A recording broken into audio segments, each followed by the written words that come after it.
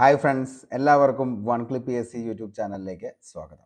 നമ്മുടെ ഇന്നത്തെ വീഡിയോ എന്ന് പറയുന്നത് LDC 2024 വേണ്ടി തയ്യാറെടുക്കുന്ന ഉദ്യോഗാർത്ഥികളും LGSും അതേപോലെ തന്നെ ഡിഗ്രി ലെവലിനൊക്കെ അറ്റൻഡ് ചെയ്യുന്ന ഉദ്യോഗാർത്ഥികൾക്ക് എല്ലാവർക്കും കൂടി ഉപകാരപ്പെടുന്ന തരത്തിലുള്ള ഒരു ബേസ് ക്ലാസ് ആണ് നമ്മൾ ഇന്ന് സെറ്റ് ചെയ്യുന്നത്. ഫുൾ സിലബസ് കവേർഡ് ആയിട്ടുള്ള ഏറ്റവും കൂടുതൽ 2021 മുതൽ 2024 വരെ PSC എക്സാമുകളിൽ ചോദിച്ച എല്ലാ ചോദ്യങ്ങളും ഉൾപ്പെടുത്തിക്കൊണ്ടുള്ള ഒരു വീഡിയോ ആയിരിക്കും.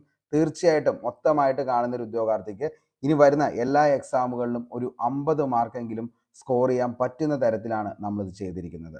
അപ്പോൾ മൊത്തമായിട്ട് കാണാനായിട്ട് ശ്രമിക്കുക. നിങ്ങൾക്ക് വീഡിയോ ഇഷ്ടപ്പെടുകയാണെങ്കിൽ ഉറപ്പായിട്ടും ലൈക്ക് അടിക്കുക. അതേപോലെ തന്നെ നിങ്ങളുടെ അഭിപ്രായം അതെന്ത് തന്നെയാണെങ്കിലും താഴെ കമൻറ്റ് ബോക്സിൽ രേഖപ്പെടുത്തുക. അതേപോലെ ഇതിൻ്റെ ഒരു ക്ലാസ് കണ്ടതിന് ശേഷം നിങ്ങൾക്ക് ഉപകാരപ്രദമാണ് എന്ന് തോന്നുകയാണെങ്കിൽ നിങ്ങളുടെ സുഹൃത്തുക്കളിലേക്കും ഒന്ന് ഷെയർ ചെയ്യുക. അപ്പോൾ നമുക്ക് ഇന്നത്തെ ക്ലാസ്സിലേക്ക് പോകാം. ഇത് ഏകദേശം ഒരു 60ഓളം ഫാക്റ്റാണ് നമ്മൾ ഇതിൻ്റെ അകത്ത് ഉൾപ്പെടുത്തിയിരിക്കുന്നത്. അതായത് നമ്മൾ ഹോട്ട് ടോപ്പിക്സിൽ എന്തൊക്കെയാണോ ചെയ്തത് അതിൻ്റെ എല്ലാം കൂടിയിട്ടുള്ള ഒരു കൺക്ലൂഷനും കൂടിയാണ് ഇതെന്ന് പറയുന്നത്. അപ്പോൾ സ്കിപ്പ് ചെയ്യാതെ മൊത്തമായിട്ട് കാണാനായിട്ട് ശ്രമിക്കുക. ഓക്കെ, അപ്പോൾ ഇതിൻ്റെ അകത്ത് നമ്മൾ ഇംഗ്ലീഷും അതേപോലെ തന്നെ മലയാളം കൂടി ഉൾപ്പെടുത്തിയിട്ടുണ്ട്. ഓക്കെ, അപ്പോൾ നമുക്ക് ഫസ്റ്റ് നോക്കാം ആദ്യം മുതലുള്ള കാര്യങ്ങൾ. ഫസ്റ്റ് നമ്മൾ പഠിക്കാൻ പോകുന്നത് ഇഡിയംസ് ആണ്, അതായത് ശൈലികൾ. മലയാളത്തിലും അതേപോലെ തന്നെ ഇംഗ്ലീഷിലും ഭയങ്കര ഇമ്പോർട്ടൻ്റ് ആയിട്ടുള്ള ഒരു ടോപ്പിക്കാണ് ശൈലികൾ അല്ലെങ്കിൽ ഇഡിയംസ് എന്ന് പറയുന്നത്. അതായത് മലയാള ഭാഷയ്ക്ക് അത്രത്തോളം സൗന്ദര്യം കൊടുക്കുന്നത് എന്താണെന്ന് ചോദിച്ചു കഴിഞ്ഞാൽ ചിലപ്പോഴൊക്കെ ഈ ശൈലികളുടെ പ്രയോഗങ്ങളാണ്. ഈ ശൈലികൾ എന്ന് പറയുന്നത് ചിലപ്പോഴൊക്കെ വരുന്നത് പുരാണങ്ങളിൽ നിന്നും അതേപോലെ തന്നെ പല കഥകളിൽ നിന്നും അതേപോലെ തന്നെ ചില വ്യക്തികളുടെ സ്വഭാവത്തിൽ നിന്നും അങ്ങനെയൊക്കെയാണ് നമ്മുടെ ശൈലികൾ എന്ന് പറയുന്ന ആ ഒരു സംഭവം നമുക്ക് വരുന്നത്. അപ്പോൾ അത് അത്രത്തോളം ഗംഭീരമാണ് ശരിക്കും പറഞ്ഞു കഴിഞ്ഞാൽ മലയാള ഭാഷയാണെങ്കിലും ഇംഗ്ലീഷ് ഭാഷയാണെങ്കിലും ഈ പറയുന്ന ശൈലികൾ എന്ന് പറയുന്നത്. കാണുന്ന ആ ഒരു അർത്ഥമായിരിക്കില്ല അതിൻ്റെ പിന്നിലുള്ളത്. അതുകൊണ്ട് തന്നെ അതിൻ്റെ ചരിത്രം കൂടി പഠിച്ചെങ്കിൽ മാത്രമാണ് അതെന്താന്നുള്ളത് വളരെ വ്യക്തമായിട്ട് നമുക്ക് ഓർമ്മയിൽ ഇരിക്കത്തുള്ളൂ.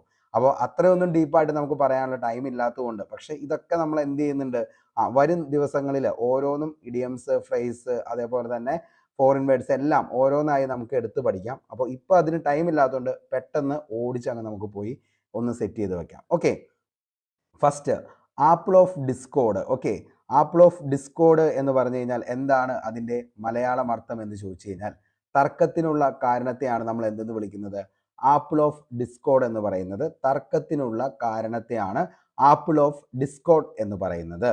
അടുത്തത് ബ്ലെസ്സിങ് ഇൻ ഡിസ്ക്യൂസ് എന്ന് ചോദിച്ചു കഴിഞ്ഞാൽ നമ്മൾ പറയാറുണ്ട് ഉർവശി ശാപം ഉപകാരം എന്നുള്ളത്. ഓക്കെ, അപ്പോൾ അതിന് പറയുന്നതാണ് എ ബ്ലെസ്സിങ് ഇൻ ഡിസ്ക്യൂസ് എന്ന് പറഞ്ഞു കഴിഞ്ഞാൽ ഉർവശി ശാപം ഉപകാരം. അടുത്തത് A bolt from the blue, അതായത് ഓർക്കാപ്പുറത്ത് ഉള്ള ആഘാതത്തെയാണ് നമ്മൾ എന്തെന്ന് വിളിക്കുന്നത്, ബോൾട്ട് ഫ്രം ദ ബ്ലൂ എന്നതുകൊണ്ട് ഉദ്ദേശിക്കുന്നത്. അടുത്തത് ചിക്കൻ ഹാർട്ടഡ് പേഴ്സൺ എന്ന് വെച്ച് കഴിഞ്ഞാൽ അവൻ ഒരു ഭീരുവാണ് എന്നതാണ് അതിൻ്റെ അർത്ഥം എന്ന് പറയുന്നത്. അപ്പോൾ ചിക്കൻ ഹാർട്ടഡ് പേഴ്സൺ എന്ന് വെച്ച് കഴിഞ്ഞാൽ അതിൻ്റെ എന്താണ് അതിൻ്റെ മീനിങ് എന്ന് വെച്ച് കഴിഞ്ഞാൽ അത് ഭീരു എന്നാണ് അതിൻ്റെ അർത്ഥം എന്ന് പറയുന്നത്. ഓക്കെ, എ ഗോഡിയൻ നോട്ട് എന്ന് ചോദിച്ചു കഴിഞ്ഞാൽ എ ഗോഡിയൻ നോട്ട് എന്ന് വെച്ച് കഴിഞ്ഞാൽ വിഷമ പ്രശ്നം. ഓക്കെ, വിഷമ പ്രശ്നത്തെയാണ് നമ്മൾ എന്തെന്ന് വിളിക്കുന്നത്, ഗോഡിയൻ നോട്ട് എന്ന ആ ഒരു ശൈലി കൊണ്ട് ഉദ്ദേശിക്കുന്നത്. ഓക്കെ, അടുത്തത് a man in A thousand. Okay, വിശിഷ്ട വ്യക്തിയാണ് എ മാൻ ഇൻ തൗസൻഡ് എന്ന് പറയുന്നത് വിശിഷ്ട വ്യക്തി. എ വൈൽഡ് ഗൂസ് ചേസ് എന്ന് വെച്ച് കഴിഞ്ഞാൽ വിഫല ശ്രമത്തെയാണ് നമ്മൾ എന്തെന്ന് വിളിക്കുന്നത്, എ വൈൽഡ് ഗൂസ് ചേസ് എന്ന് പറയുമ്പോൾ വിഫല ശ്രമത്തെയാണ് എ വൈൽഡ് ഗൂസ് ചേസ് എന്ന് പറയുന്നത്. ഇനി ഓൾ ഇൻ ഓൾ എന്ന് ചോദിച്ചു കഴിഞ്ഞാൽ പ്രധാനി, നമ്മൾ പറയാനുള്ള അവൻ എപ്പോഴും എന്താണ് ഓൾ ഇൻ ഓൾ ആണ് ആ ഓഫീസിലെ, അല്ലെങ്കിൽ അവൻ എപ്പോഴും എന്താണ് ഓൾ ഇൻ ഓൾ ആണ് ആ ഫാമിലി എന്ന് ചോദിച്ചു കഴിഞ്ഞാൽ അവനാണ് ആ ഫാമിലിയിലെ ഏറ്റവും പ്രധാനപ്പെട്ട വ്യക്തി എന്നതാണ് അതുകൊണ്ട് ആ ശൈലി കൊണ്ട് ഉദ്ദേശിക്കുന്നത് ഓൾ ഇൻ ഓൾ. ഓക്കെ, ഇനി ഓൾ വാക്സ് ഓഫ് ലൈഫ് എന്ന് ചോദിച്ചു കഴിഞ്ഞാൽ എല്ലാ വിഭാഗത്തിലും നിന്നുള്ളവരും. Okay, all walks of life എന്ന് ചോദിച്ചു കഴിഞ്ഞാൽ എന്താണ്, എല്ലാ വിഭാഗത്തിലും നിന്നുള്ളവരും എന്നാണ് അതിൻ്റെ അർത്ഥം. അടുത്തത് ബാഗ് ആൻഡ് ബാഗേജ് എന്ന് ചോദിച്ചു കഴിഞ്ഞാൽ എല്ലാം, നമ്മൾ ബാഗും ബാഗേജും എല്ലാം അങ്ങ് എടുത്തോ, നമ്മൾ എന്താണ് തൂത്തുപറക്കി ഇവിടുന്ന് എന്താണ് സ്ഥലം വിടുകയാണ് എന്നൊക്കെ പറയാനാണ് ബാഗ് ആൻഡ് ബാഗേജ് എന്ന് പറയുന്നത്. അതായത് മൊത്തമായിട്ട് എല്ലാം എടുക്കുന്നതിനാണ് അതുകൊണ്ട് ഉദ്ദേശിക്കുന്നത്. അടുത്തത് ബീറ്റ് അബൌട്ട് ദ ബഷ് എന്ന് ചോദിച്ചു കഴിഞ്ഞാൽ ബീറ്റ് അബൌട്ട് ദ ബഷ് എന്ന് ചോദിച്ചു കഴിഞ്ഞാൽ അത് മറ്റൊന്നുമല്ല, നമ്മൾ എന്തെങ്കിലും ഒരു കാര്യത്തിലേക്ക് പറയാനായിട്ട് പോകുമ്പോൾ അത് നേരിട്ട് പറയാതെ വളച്ചു ചുറ്റി ഒടിച്ച് പറയുക എന്നൊക്കെ നമ്മൾ പറയാറില്ല. വളച്ചു കെട്ടി പറയാതെ നിന്റെ ഉള്ളിലുള്ള കാര്യം എന്താണെന്നുള്ളത് തുറന്നു പറയുക എന്നൊക്കെ നമ്മൾ ചിലപ്പോൾ പറയാറുണ്ട്. അപ്പോൾ അങ്ങനെ പറയുന്നതിനാണ് എന്തെന്ന് പറയുന്നത്, ബീറ്റ് അബൌട്ട് ദ ബഷ് എന്ന് ചോദിച്ചു കഴിഞ്ഞാൽ വളച്ചു ചുറ്റി പറയുന്നവരെയാണ് ബീറ്റ് അബൌട്ട് ദ ബഷ് എന്ന് പറയുന്നത്. ഇനി ബെക്ക് ആൻഡ് കോൾ എന്ന് വെച്ച് കഴിഞ്ഞാൽ ചൊൽപ്പടിക്ക് നിൽക്കുക. ബെക്ക് ആൻഡ് കോൾ ചൊൽപ്പടിക്ക് നിൽക്കുക എന്നതാണ് ആ ശൈലിയുടെ അർത്ഥം. ബ്രേക്ക് എവൻ പോയിന്റ് എന്ന് വെച്ച് കഴിഞ്ഞാൽ ലാഭവുമില്ല നഷ്ടവുമില്ലാത്ത ഒരവസ്ഥ. ഓക്കെ, ബ്രേക്ക് എവൻ പോയിന്റ് ലാഭവുമില്ല, അതേപോലെ തന്നെ എന്താണ്, നഷ്ടവുമില്ല. ആ ഒരു അവസ്ഥയെ പറയുന്നതാണ് എന്തെന്ന് പറയുന്നത്, ബ്രേക്ക് എവൻ പോയിന്റ് എന്ന് പറയുന്നത്. അടുത്തത് build castle in the air, അതായത് ദിവാസ്വപ്നം കാണുന്ന ആ ഒരു ശൈലിയാണ് എന്തെന്ന് പറയുന്നത്, build castle in the air. Build castle in the air. അടുത്തത് burn the candle at the both ends. നമ്മൾ പറയാറുണ്ട് അമിതാധ്വാനം. ചിലപ്പോൾ ഒരു എന്താണ് വീട്ടിൽ രണ്ടുപേരുടെയും സാലറി ഒക്കെ കൊണ്ടാണ് എന്ത് ചെയ്യുന്നത്, ആ കുടുംബത്തെ അവരെന്ത് ചെയ്യുന്നത്, മുന്നോട്ടേക്ക് നയിക്കുന്നത്. ഓക്കെ, അപ്പോൾ ഹസ്ബൻഡിനും അതേപോലെ തന്നെ വൈഫിനും എന്ത് വേണം, സാലറി വേണം. അപ്പോൾ അങ്ങനെയുള്ള ചില സന്ദർഭങ്ങളിൽ ഈ ശൈലി ഉപയോഗിക്കാറുണ്ട്. Burn the candle at the both ends. രണ്ടുപേരും കൂടി ഒരുമിച്ച് നിന്നെങ്കിൽ മാത്രമാണ് എന്ത് ചെയ്യത്തുള്ളൂ, ഈ പറയുന്ന സംഭവം നമുക്ക് മുന്നോട്ടേക്ക് അല്ലെങ്കിൽ ഈ ഒരു ഫാമിലി മുന്നോട്ടേക്ക് കൊണ്ടുപോകാൻ പറ്റത്തുള്ളൂ എന്നൊക്കെ പറയും. അതിനാണ് എന്തെന്ന് പറയുന്ന അമിത അധ്വാനത്തെയാണ് അത് കാണിക്കുന്നത് ആ ശൈലി. ഓക്കെ, അടുത്തത് ബൈ ഫിറ്റ്സ് ആൻഡ് സ്റ്റാർട്ട്സ്. ക്രമരഹിതമായിട്ടുള്ളതിനെയാണ് ബൈ ഫിറ്റ്സ് ആൻഡ് സ്റ്റാർട്ട് എന്ന് പറയുന്നത്. ഓക്കെ, അടുത്തത് ബൈ ഹുക്ക് ഓർ ക്രൂക്ക്. എങ്ങനെയെങ്കിലും, അതിനെയാണ് എന്തെന്ന് പറയുന്നത്, by hook or crook. Okay, അതായത് എങ്ങനെയെങ്കിലും എന്ന ആ ഒരു അർത്ഥമാണ് ഈ ശൈലിയുടെ. അടുത്തത് കോൾ ഇറ്റ് എ ഡേ, ഒരു പ്രവൃത്തി അവസാനിപ്പിക്കുക. അപ്പോൾ എന്ത് ചെയ്യുക, കോൾ ഇറ്റ് എ ഡേ എന്ന് വെച്ച് കഴിഞ്ഞാൽ എന്താണ്, ഒരു പ്രവൃത്തി അവസാനിപ്പിക്കുന്നതിനാണ് എന്തെന്ന് പറയുന്നത്, കോൾ ഇറ്റ് എ ഡേ എന്ന് പറയുന്നത്, ഒരു പ്രവൃത്തി അവസാനിപ്പിക്കുക. അടുത്തത് ഹാൻഡ് ടു മൗത്ത് എന്ന് ചോദിച്ചു കഴിഞ്ഞാൽ കഷ്ടിച്ച് ജീവിക്കുന്ന ആ ഒരു അവസ്ഥയ്ക്ക് പറയുന്നതാണ് എന്തെന്ന് പറയുന്നത്, hand to mouth. Hand to mouth എന്ന് വെച്ച് കഴിഞ്ഞാൽ എന്താണ്, കഷ്ടിച്ച് അങ്ങ് ജീവിച്ചു പോവുക.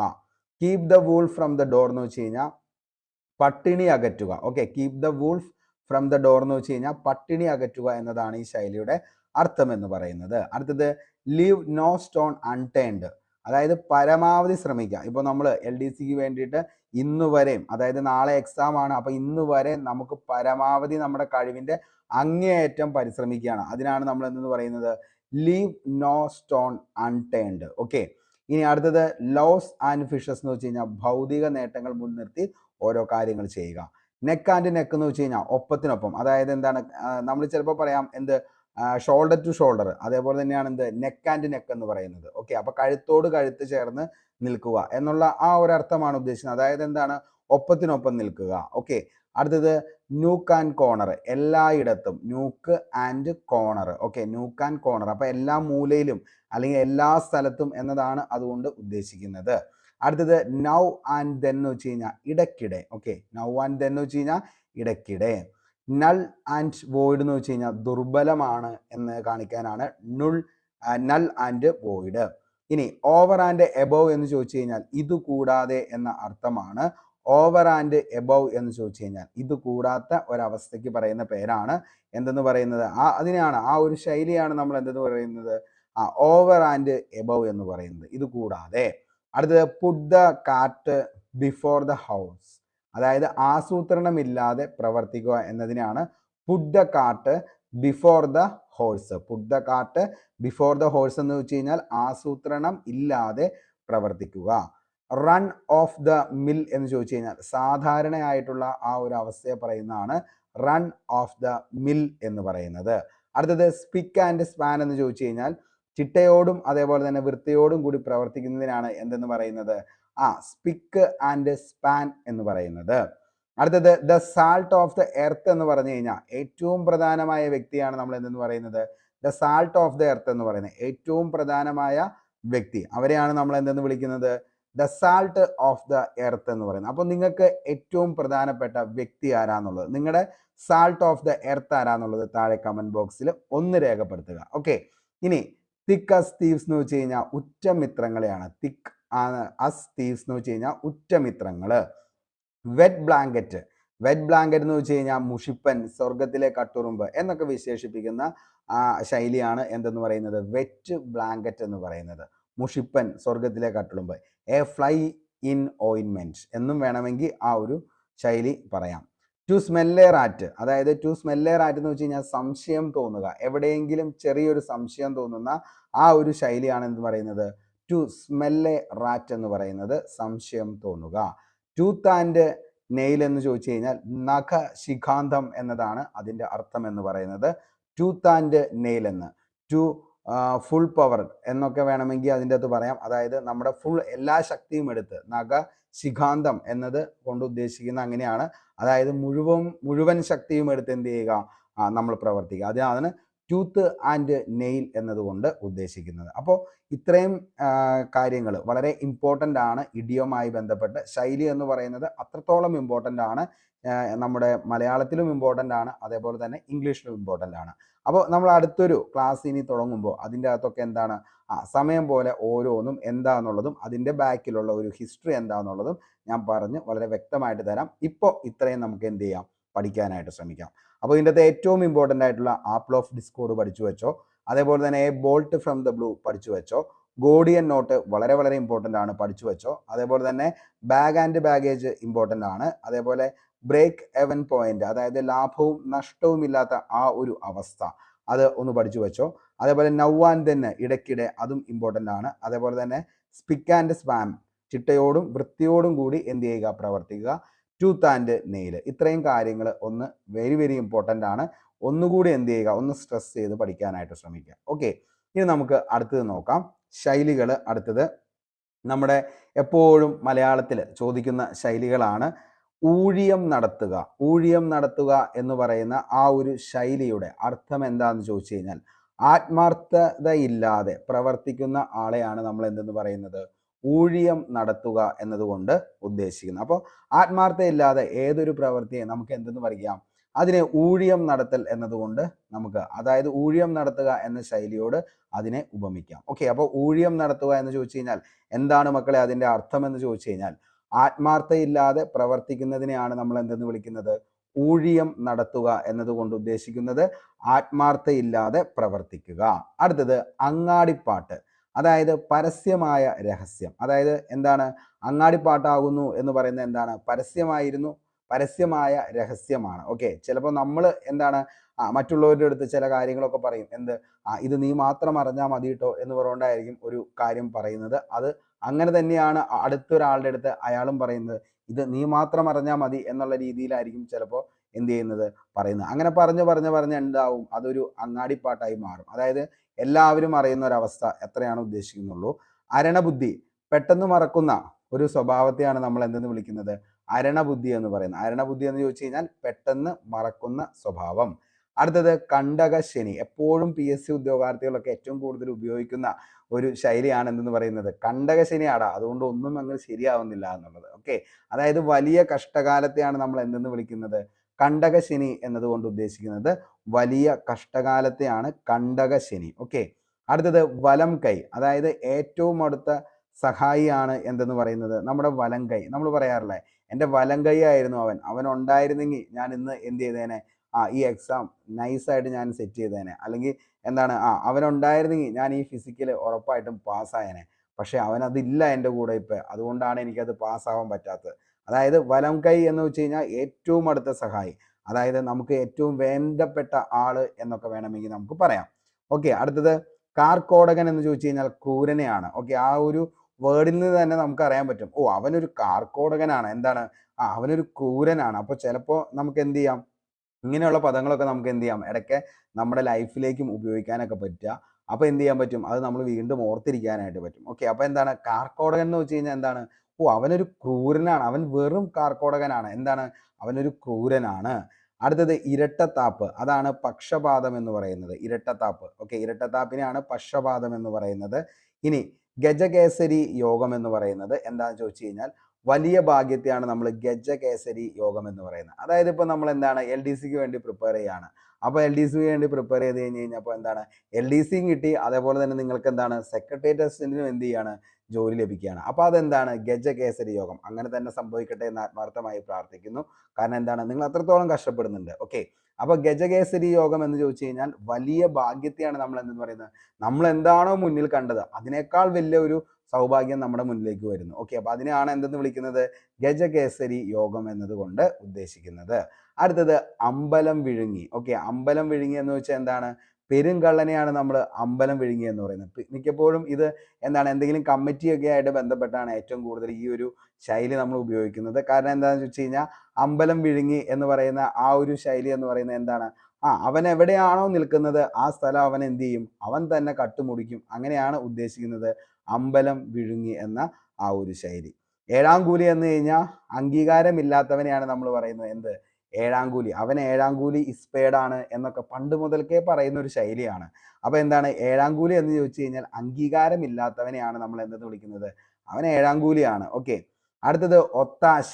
ഒത്താശ എന്ന ശൈലിയുടെ അർത്ഥം എന്ന് ചോദിച്ചു കഴിഞ്ഞാൽ സഹായം ചെയ്യുക. അതായത് എന്താണ്, നമ്മൾ പറയും ചില കാര്യങ്ങളൊക്കെ, അതായത് അവൻ എപ്പോഴും അവനുമായിട്ട് എന്താണ് ഒത്താശ ചെയ്ത് ആ കാര്യങ്ങൾ എന്ത് ചെയ്യും, അവർ സെറ്റ് ചെയ്യും. അപ്പൊ അതുകൊണ്ട് നമ്മൾ അതിൻ്റെ അകത്ത് കൂടുതലായിട്ട് എന്ത് ചെയ്യണ്ട, ഇടപെടണ്ട എന്നൊക്കെ ചിലർ പറയാറുണ്ട്. അപ്പൊ അങ്ങനെയുള്ള കാര്യം എന്തുവാണ് ഉദ്ദേശിക്കുന്നത് എന്ന് ചോദിച്ചാൽ, ഒത്താശ എന്ന് ചോദിച്ചു കഴിഞ്ഞാൽ എന്താണ്, രണ്ടുപേർ തമ്മിലുള്ള ആ ഒരു സഹായത്തെയാണ് നമ്മൾ എന്തെന്ന് വിളിക്കുന്നത്, ഒത്താശ എന്ന് വിളിക്കുന്നത്. കച്ച കെട്ടുക. ഓക്കെ, കച്ച കെട്ടുക എന്ന് വെച്ച് കഴിഞ്ഞാൽ നമ്മൾ LDCക്ക് വേണ്ടി എന്ത് ചെയ്തേക്കാണ്, കച്ച കെട്ടിയിരിക്കുകയാണ്. ഇനി അടുത്ത ദിവസമാണ് നമ്മുടെ ദിവസം, അതായത് ജോലിക്ക് ഉറപ്പായിട്ട് നമ്മൾ കയറും എന്നുള്ള കച്ച കെട്ടി തന്നെയാണ് നമ്മൾ എന്ത് ചെയ്യുന്നത്, മുന്നോട്ടേക്ക് പോകുന്നത്. അപ്പൊ തയ്യാറാവുക എന്നതാണ് കച്ച കെട്ടുക എന്നതിന്റെ അർത്ഥം, തയ്യാറാവുക.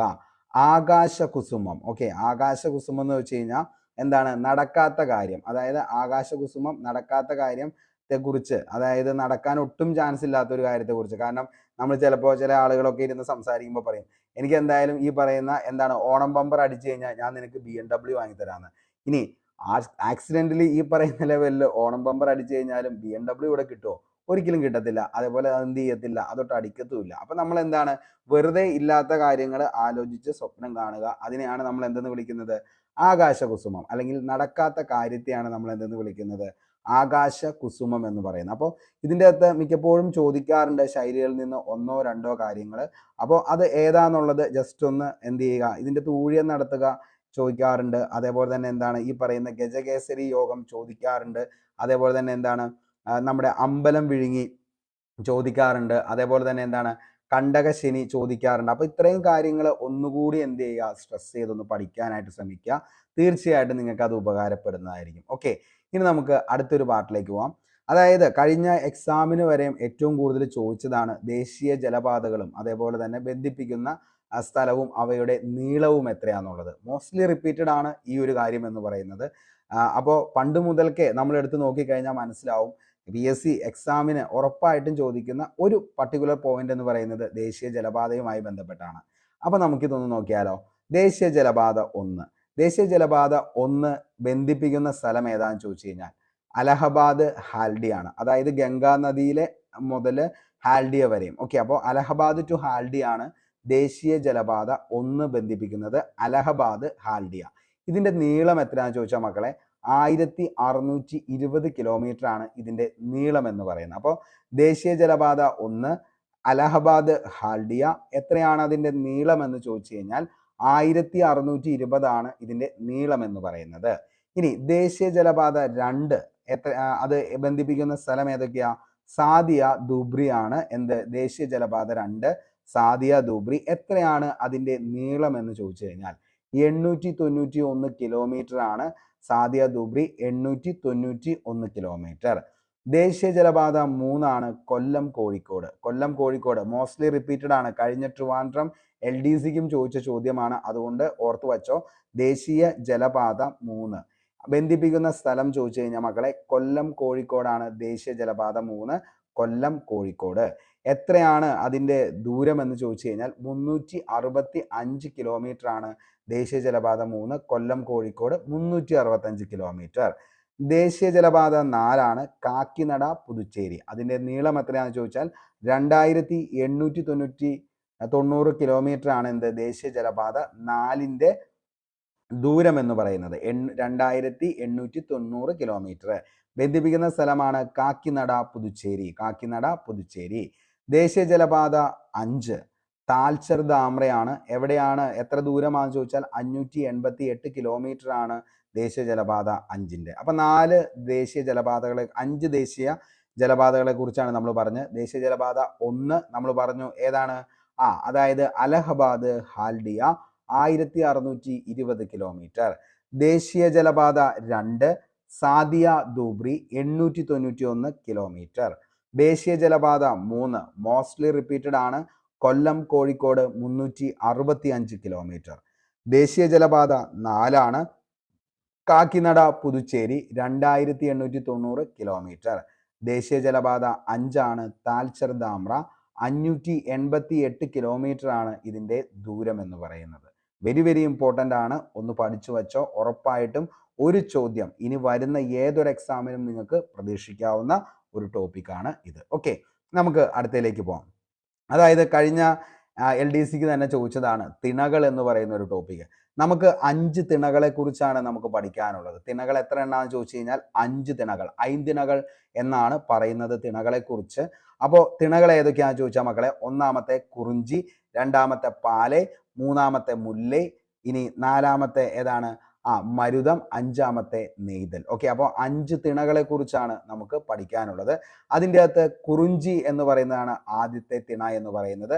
വിഭാഗം പർവ്വത പ്രദേശത്താണ് എന്ത് ചെയ്യുന്നത്, ഈ കുറിഞ്ചി വിഭാഗത്തിൽപ്പെട്ട ആളുകൾ താമസിക്കുന്നത് പർവ്വത പ്രദേശത്താണ്. കുറിഞ്ചി പർവ്വത പ്രദേശം.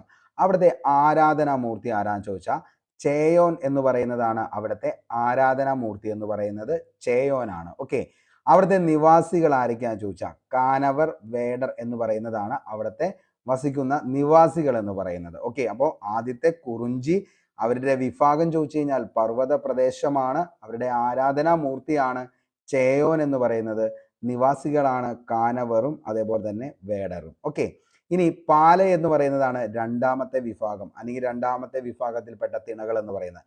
പാല പറയുന്ന തിണകളിൽപ്പെട്ട ആളുകൾ എവിടെയാണ് വസിക്കുന്നതെന്ന് ചോദിച്ചു കഴിഞ്ഞാൽ അവരുടെ പാഴ്പ്രദേശമാണ് ആ ഒരു സ്ഥലം അറിയപ്പെടുന്നത്. പാലെ പാഴ്പ്രദേശം. ആരാധനാമൂർത്തി കൊറ്റവയാണ്, അതേപോലെ അവിടുത്തെ നിവാസികളാണ് മറവറും അതേപോലെ തന്നെ കള്ളർ എന്നറിയപ്പെടുന്നതാണ് ഇവിടുത്തെ നിവാസികൾ എന്ന് പറയുന്നത്. അടുത്തതാണ് മുല്ലൈ എന്ന് പറയുന്നത്. മുല്ലൈ എന്ന് പറയുന്ന തിണ, അതിൻ്റെ വിഭാഗം പുൽമേടുകളാണ്. മുല്ലൈ പുൽമേടുകൾ. ആരാധനാമൂർത്തിയാണ് മായോൻ എന്നറിയപ്പെടുന്നത്. നിവാസികൾ ഇടയറും ആയറുമാണ് അവിടുത്തെ നിവാസികൾ എന്ന് പറയുന്നത്. ഓക്കെ, അടുത്തത് മരുതമാണ്. കൃഷിഭൂമി, വേന്തനാണ്. ഊഴവർ, തൊഴുവർ എന്ന് പറയുന്നതാണ് അവിടുത്തെ നിവാസികൾ എന്ന് പറയുന്നത്. അടുത്തത് നെയ്തലാണ്. നെയ്തൽ എന്ന് പറയുന്ന ആ ഒരു തിണ അവിടുത്തെ അത് ഏതാണ്, തീരപ്രദേശം. കഴിഞ്ഞ എക്സാമിന് ചോദിച്ചാണ് നെയ്തൽ തീരപ്രദേശം. കടലോനാണ് അവരുടെ ആരാധനാമൂർത്തി, കാരണം തീരപ്രദേശമാണ് അവരുടെ സ്ഥലം എന്ന് പറയുന്നത് വിഭാഗം.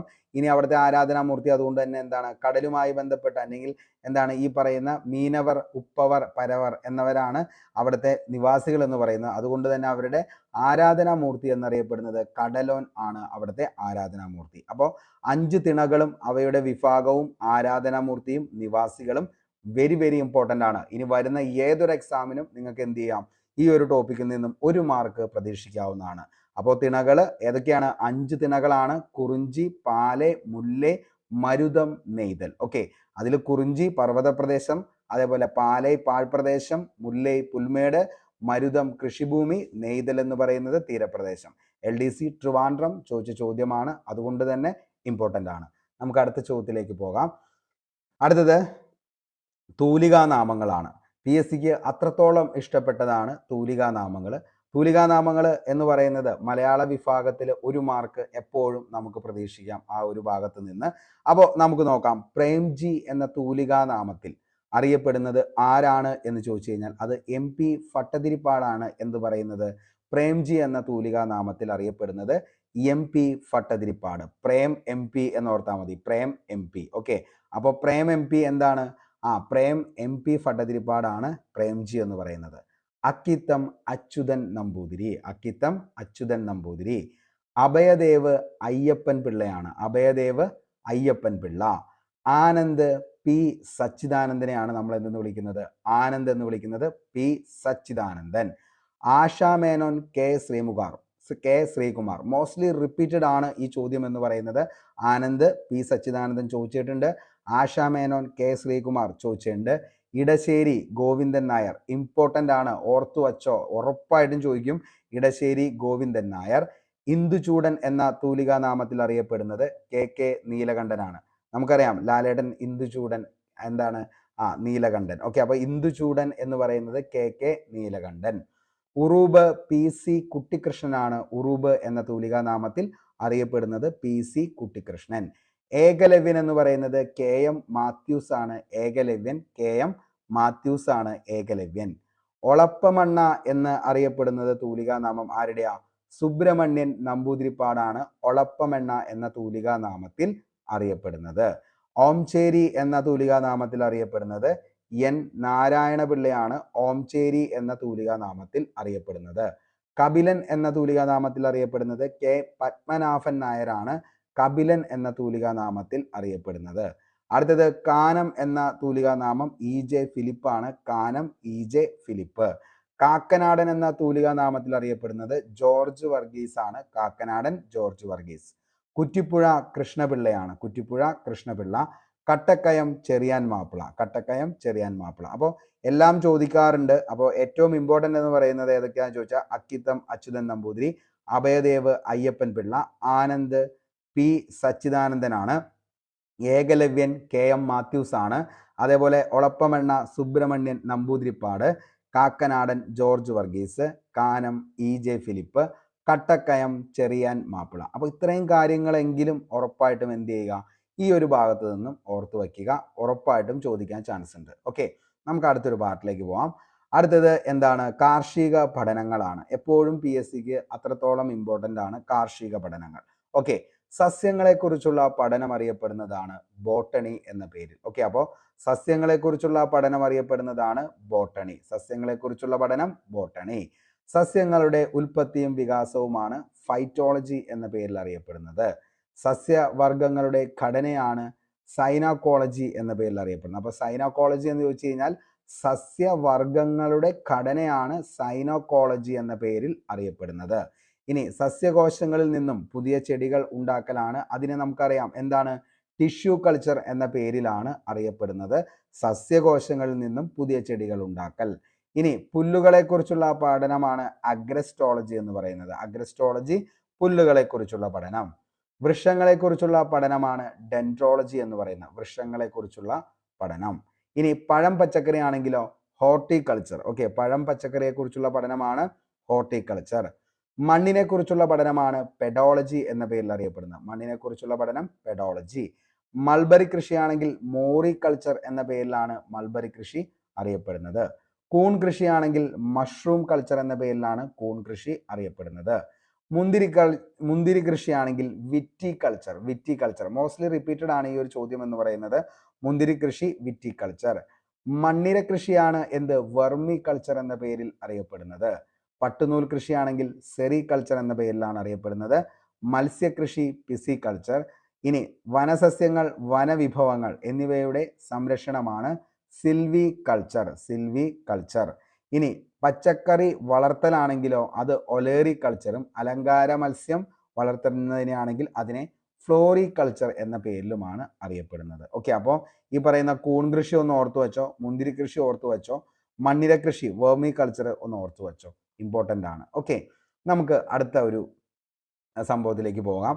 അതായത് പ്രതിഭാസങ്ങൾ. എന്നും PSCക്ക് ഒത്തിരി അധികം ഇഷ്ടപ്പെട്ടതാണ്. എന്താണ് പ്രതിഭാസങ്ങൾ? അതായത് നക്ഷത്രങ്ങൾ മിന്നിത്തിളങ്ങാനുള്ള കാരണം എന്ന് പറയുന്നത് എന്ത് പ്രതിഭാസമാണെന്ന് ചോദിച്ചു കഴിഞ്ഞാൽ അത് അപവർത്തനമാണ്. നക്ഷത്രങ്ങൾ മിന്നിത്തിളങ്ങാനുള്ള കാരണം എന്ന് പറയുന്നത് അപവർത്തനം. നമുക്കറിയാം ഒരു ഗ്ലാസിൻ്റെ അകത്ത് നമ്മളൊരു കമ്പ് ഇട്ട് വെച്ചേർന്ന് കഴിഞ്ഞാൽ ആ കമ്പ് വളഞ്ഞിരിക്കുന്നതിനായി തോന്നുന്നത് എന്തുകൊണ്ടാണെന്ന് ചോദിച്ചു കഴിഞ്ഞാൽ അത് ഏത് പ്രതിഭാസമാണെന്ന് ചോദിച്ചു കഴിഞ്ഞാൽ അത് അപവർത്തനം എന്ന് പറയുന്ന ഒരു പ്രതിഭാസമാണ്. ജലം നിറച്ച ഗ്ലാസ്സിൽ അടിയിൽ വെച്ചിരിക്കുന്ന നാണയം അല്പം ഉയർന്നതായി കാണാനുന്നതും എന്തുകൊണ്ട് തന്നെയാണ്? അപവർത്തനം എന്ന് പറയുന്ന ആ ഒരു സംഭവം കൊണ്ടാണ്. ഓക്കെ, ഇനി ജലത്തിൽ താഴ്ത്തി വെച്ചിരിക്കുന്ന കമ്പ് ദേ വളഞ്ഞിരിക്കുന്നതായി തോന്നാൻ കാരണം അപവർത്തനം. അതേപോലെ തന്നെ മരുഭൂമികളിലൂടെ നമ്മൾ നടക്കുമ്പോൾ അവിടെ വെള്ളമുണ്ട് എന്ന് തോന്നുന്ന നമുക്കറിയാം. ഓക്കെ, അതിനെയാണ് മരീചിക എന്ന് പറയുന്നത്. പക്ഷെ അടുത്ത് വരുമ്പോൾ നമുക്ക് എന്തില്ല? വെള്ളം അവിടെ കാണാനായിട്ട് സാധിക്കുന്നില്ല. ആടുജീവിതം മൂവി ഒക്കെ കണ്ട ആളാണെങ്കിൽ വളരെ വ്യക്തമായിട്ട് മനസ്സിലായിട്ടുണ്ടാവും ആ ഒരു സന്ദർഭം എന്തൊക്കെയാണെന്നുള്ളത്. കാരണം വെള്ളമുണ്ട് എന്ന് കരുതിയിട്ടാണ് നമ്മൾ ഓടി അങ്ങോട്ടേക്ക് എത്തിച്ചെല്ലുന്നത്. അവിടെ ചെല്ലുമ്പോൾ എന്തില്ല? വെള്ളം കാണാൻ പറ്റുന്നില്ല. അതെന്താണ്? പ്രകാശത്തിന്റെ അപവർത്തനം എന്ന് പറയുന്ന ആ ഒരു പ്രതിഭാസമാണ് അവിടെ നടക്കുന്നത്. അതുകൊണ്ടാണ് അവിടെ എന്ത് കാണാൻ പറ്റാത്തത്? വെള്ളം ഉണ്ട് എന്ന് തോന്നുകയും അവിടെ ചെല്ലുമ്പോൾ വെള്ളമില്ലാത്ത അവസ്ഥയിലേക്ക് എത്തുന്നതും. ഇനി നിഴലുകൾ ക്രമരഹിതമായി കാണപ്പെടാനുള്ള കാരണത്തെ നമുക്ക് ഡിഫ്രാക്ഷൻ എന്ന് വിളിക്കാം. ഓക്കെ, അപ്പോൾ എന്താണ് നിഴലുകൾ ക്രമരഹിതമായി കാണുന്നത് എന്ത് പ്രകാശത്തിന്റെ പ്രതിഭാസ? ഡിഫ്രാക്ഷൻ എന്ന് പറയുന്ന ആ ഒരു പ്രകാശത്തിന്റെ പ്രതിഭാസമാണ്. സി ഡിയിൽ കാണുന്ന മഴവിൽ വർണ്ണങ്ങൾക്ക് കാരണം എന്താണെന്ന് ചോദിച്ചാൽ അതിന്റെ ഉത്തരവും എന്ത് തന്നെയാ? ഡിഫ്രാക്ഷൻ ആണ്. ഓക്കെ, ഇനി സോപ്പ് കുമിളയും അതേപോലെ തന്നെ വെള്ളത്തിലുള്ള എണ്ണപ്പാളിയിലും കാണുന്ന മനോഹര വർണ്ണങ്ങൾ, ചിലപ്പോൾ റെയിൻബോ ഒക്കെ ആയിട്ട് നമുക്ക് അതിനെ തോന്നും.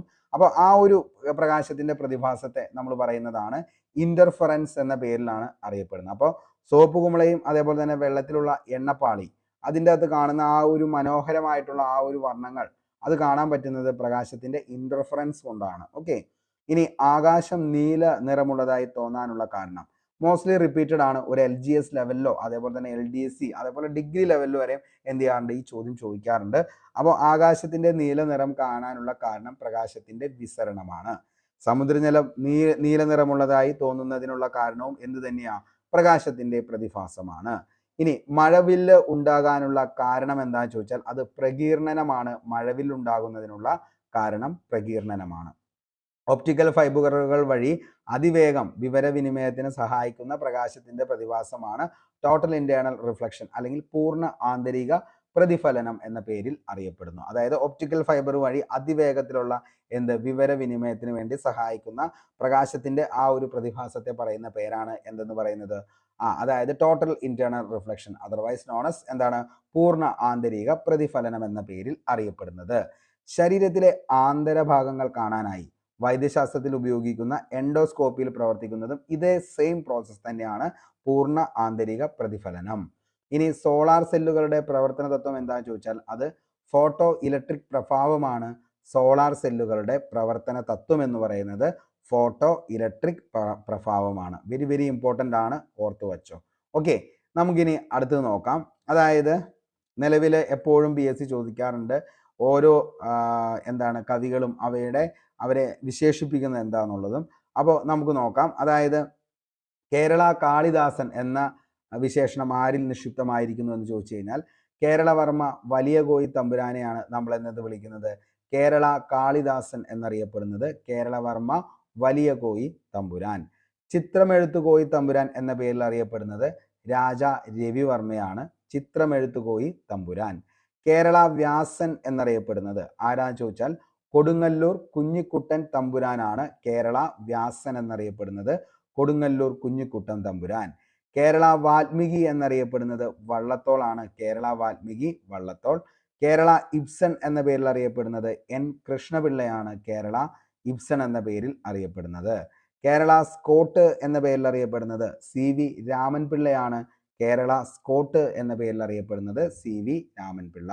കേരള ഹമ്മിങ് വേ എന്നറിയപ്പെടുന്നത് MT ആണ്. Kerala Hemingway MT. Kerala Maupassant എന്നറിയപ്പെടുന്നത് തകഴിയാണ്. കേരള മോപ്പസാങ്.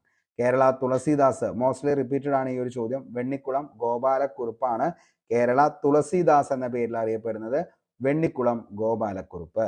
കേരള ചോസറാണ് ചീരാമകവി. കേരള എലിയട്ട് എന്നറിയപ്പെടുന്നത് NN കക്കാടാണ്. കേരള എലിയട്ട് എന്നറിയപ്പെടുന്നത് NN കക്കാട്. കേരള ഹർഷൻ എന്നറിയപ്പെടുന്നത് ഉള്ളൂരാണ്. കേരള ഹർഷൻ.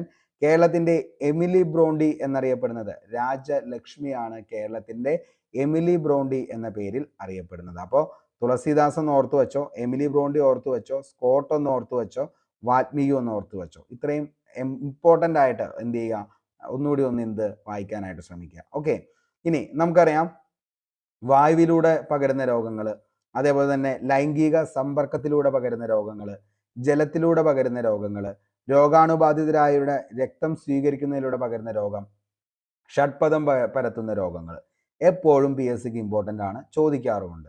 അങ്ങനെയാണെങ്കിൽ വായുവിലൂടെ പകരുന്ന രോഗങ്ങൾ ഏതൊക്കെയാണെന്ന് ചോദിച്ചാൽ മക്കളെ ക്ഷയം, വസൂരി, ചിക്കൻ ബോക്സ്, അഞ്ചാം പനി, ആന്ത്രാക്സ്, ഇൻഫ്ലുവൻസ, സാർസ്, ജലദോഷം, മുണ്ടിനീര്, ഡിഫ്തീരിയ, വില്ലൻ ചുമ. ഇത്രയാണ് വായുവിലൂടെ പകരുന്ന രോഗങ്ങൾ എന്ന് പറയുന്നത്. അപ്പോൾ എന്തൊക്കെയാണ് വായുവിലൂടെ പകരുന്ന രോഗങ്ങൾ എന്ന് ചോദിച്ചാൽ ക്ഷയം, വസൂരി, ചിക്കൻ ബോക്സ്, അഞ്ചാം പനി, ആന്ത്രാക്സ്, ഇൻഫ്ലുവൻസ, സാർസ്, ജലദോഷം, മുണ്ടിനീര്, ഡിഫ്തീരിയ, വില്ലൻ ചുമ. ഇത്രയാണ് വായുവിലൂടെ പകരുന്ന രോഗങ്ങൾ എന്ന് പറയുന്നത്. ഇനി ലൈംഗിക സമ്പർക്കത്തിലൂടെ പകരുന്ന രോഗങ്ങളാണ് hepatitis B, gonorrhoea, syphilis, AIDS. ഇത് ലൈംഗിക സമ്പർക്കത്തിലൂടെ പകരുന്ന രോഗങ്ങളാണ്. ഇനി ജലത്തിലൂടെ പകരുന്ന രോഗങ്ങളാണ് കോളറ, ടൈഫോയിഡ്, എലിപ്പനി, ഹെപ്പറ്റൈറ്റിസ്, വയറുകടി, പോളിയോ, മൈലറ്റീസ്. ഓക്കെ, അപ്പോൾ ഇത്രയും എന്താണ് ജലത്തിലൂടെ പകരുന്ന രോഗങ്ങളാണ്. ഇനി രോഗാണുബാധിതരായവരുടെ രക്തം സ്വീകരിക്കുന്നതിലൂടെ പകരുന്ന രോഗമാണ് ഹെപ്പറ്റൈറ്റിസ് ബി, സിറം ഹെപ്പറ്റൈറ്റിസ് എന്ന് അറിയപ്പെടുന്നു അത്. അതേപോലെ തന്നെ എയ്ഡ്സും എന്താണ് രോഗാണുബാധിതരായ രക്തം സ്വീകരിക്കുന്നതിലൂടെ പകരുന്ന രോഗങ്ങളാണ്. ഇനി ഷഡ്പദങ്ങൾ പരത്തുന്ന രോഗം എന്ന് പറഞ്ഞാൽ മന്ത്, ചോദിച്ചങ്ങനെ ചോദ്യമാണ്. ക്യൂലെക്സ് പെൺകൊതുകുകളാണ് മന്ത്. ഓക്കെ, അപ്പോൾ മന്ത് വന്നെങ്കിൽ എന്ത് ചെയ്യേണ്ടി വരും? ക്യൂവിൽ നിൽക്കുന്ന ആളുകൾക്കാണ് എന്ത് കിട്ടുന്നത്? മന്ത് കിട്ടുന്നത്. ഇനി മലേറിയ കിട്ടുന്നത് ആരാന്ന് ചോദിച്ചു കഴിഞ്ഞാൽ ഏത് കൊതുക പകരുന്നത്? അനോഫിലസ് കൊതുക്, പെൺകൊതുകുകളാണ് എന്ത് മലേറിയ പലർത്തുന്നത്. അപ്പോൾ എന്താണ് മലേറിയ? അനോഫിലസ് പെൺകൊതുകുകൾ. ഡെങ്കിപ്പനി, മഞ്ഞപ്പനി, ചിക്കൻ ഗുനിയ, ഈഡിസ് ഈജിപ്റ്റി. ഓക്കെ, അപ്പം ഡെങ്കിപ്പനിയും മഞ്ഞപ്പനി, ചിക്കൻ ഗുനിയ ഇതാരാ പരത്തുന്നത്? ഈഡിപ്സ് ഈജിപ്റ്റി എന്നറിയപ്പെടുന്ന കൊതുകുകളാണ്. ജപ്പാൻ ജ്വരം, രോഗാണുവാഹകരായ പലതരം കൊതുകുകളുണ്ട്, അവരാണ് ജപ്പാൻ ജ്വരം. ഇനി പ്ലേഗ്, എലിച്ചെള്ള്, ടൈഫസ്, പേനും ചെള്ളും, kala azar, sand fly, sleeping sickness, സൈസൈ ഫ്ലൈ എന്നറിയുന്നതാണ് എന്ത് പറയുന്നത്? ഈ പറയുന്ന മറ്റു ഷഡ്പദങ്ങളും പരത്തുന്ന രോഗങ്ങൾ എന്ന് പറയുന്നത് പ്ലേഗ്, എലിച്ചെള്ള്, ടൈഫസ്, പേനച്ചെള്ള്, കാല azar, sand fly, sleeping sickness ആണ് സൈസൈ ഫ്ലൈ എന്ന് പറയുന്നത്. ഓക്കെ, അപ്പോൾ ഷഡ്പദങ്ങൾ പരത്തുന്ന രോഗങ്ങളും അതേപോലെ മറ്റു ഷഡ്പദങ്ങൾ പരത്തുന്ന രോഗങ്ങൾ രണ്ടും ഇമ്പോർട്ടൻ്റ് ആണ്, ഓർത്തു വെച്ചോ. ഓക്കെ, അടുത്ത് നമുക്ക് പോകാം. GST ഒത്തിരി തവണ PSC ചോദിച്ചേക്കുന്നതാണ് GSTയുമായി ബന്ധപ്പെട്ടുള്ള ചോദ്യങ്ങൾ. ദേശീയ സംസ്ഥാന തലങ്ങളിലായി നിലവിലുള്ള വിവിധ തരം പരോക്ഷ നികുതികൾക്കു പകരം ദേശീയ തലത്തിൽ നിലവിൽ വന്ന ഏകീകൃതവും പരോക്ഷവുമായ മൂല്യവർദ്ധിത നികുതി, അതിന് പറയുന്ന പേരാണ് GST അല്ലെങ്കിൽ ചരക്ക് സേവന നികുതി എന്ന് പറയുന്നത്. അപ്പോൾ ദേശീയ സംസ്ഥാന തലങ്ങളിലായി നിലവിലുള്ള വിവിധ തരം പരോക്ഷ നികുതികൾക്ക് പകരം ദേശീയ തലത്തിൽ നിലവിൽ വന്ന ഏകീകൃതവും പരോക്ഷവുമായ മൂല്യവർദ്ധിത നികുതിക്ക് പറയുന്ന പേരാണ് GST എന്ന് പറയുന്നത്. GSTയുടെ പൂർണ്ണ രൂപം എന്താണെന്ന് ചോദിച്ചാൽ ഗുഡ്സ് ആൻഡ് സർവീസ് ടാക്സ് എന്നതാണ് GSTയുടെ പൂർണ്ണ രൂപം എന്ന് പറയുന്നത്.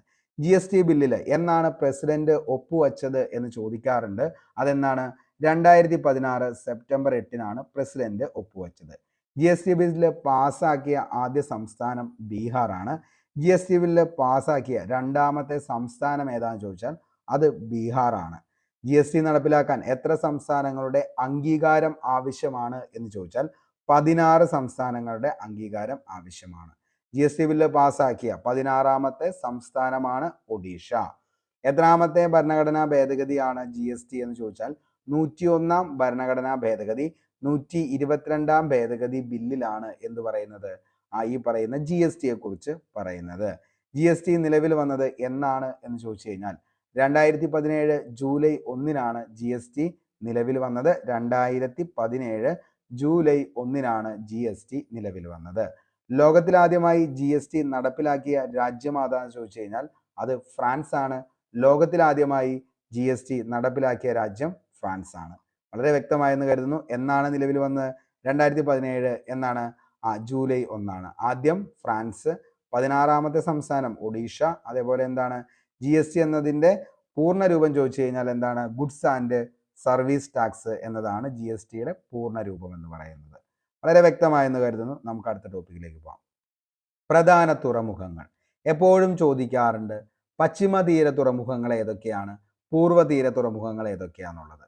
അങ്ങനെ എപ്പോഴും PSC ചോദിക്കും. എപ്പോഴും നമുക്ക് എന്ത് ചെയ്യും? കൺഫ്യൂഷനും വരും.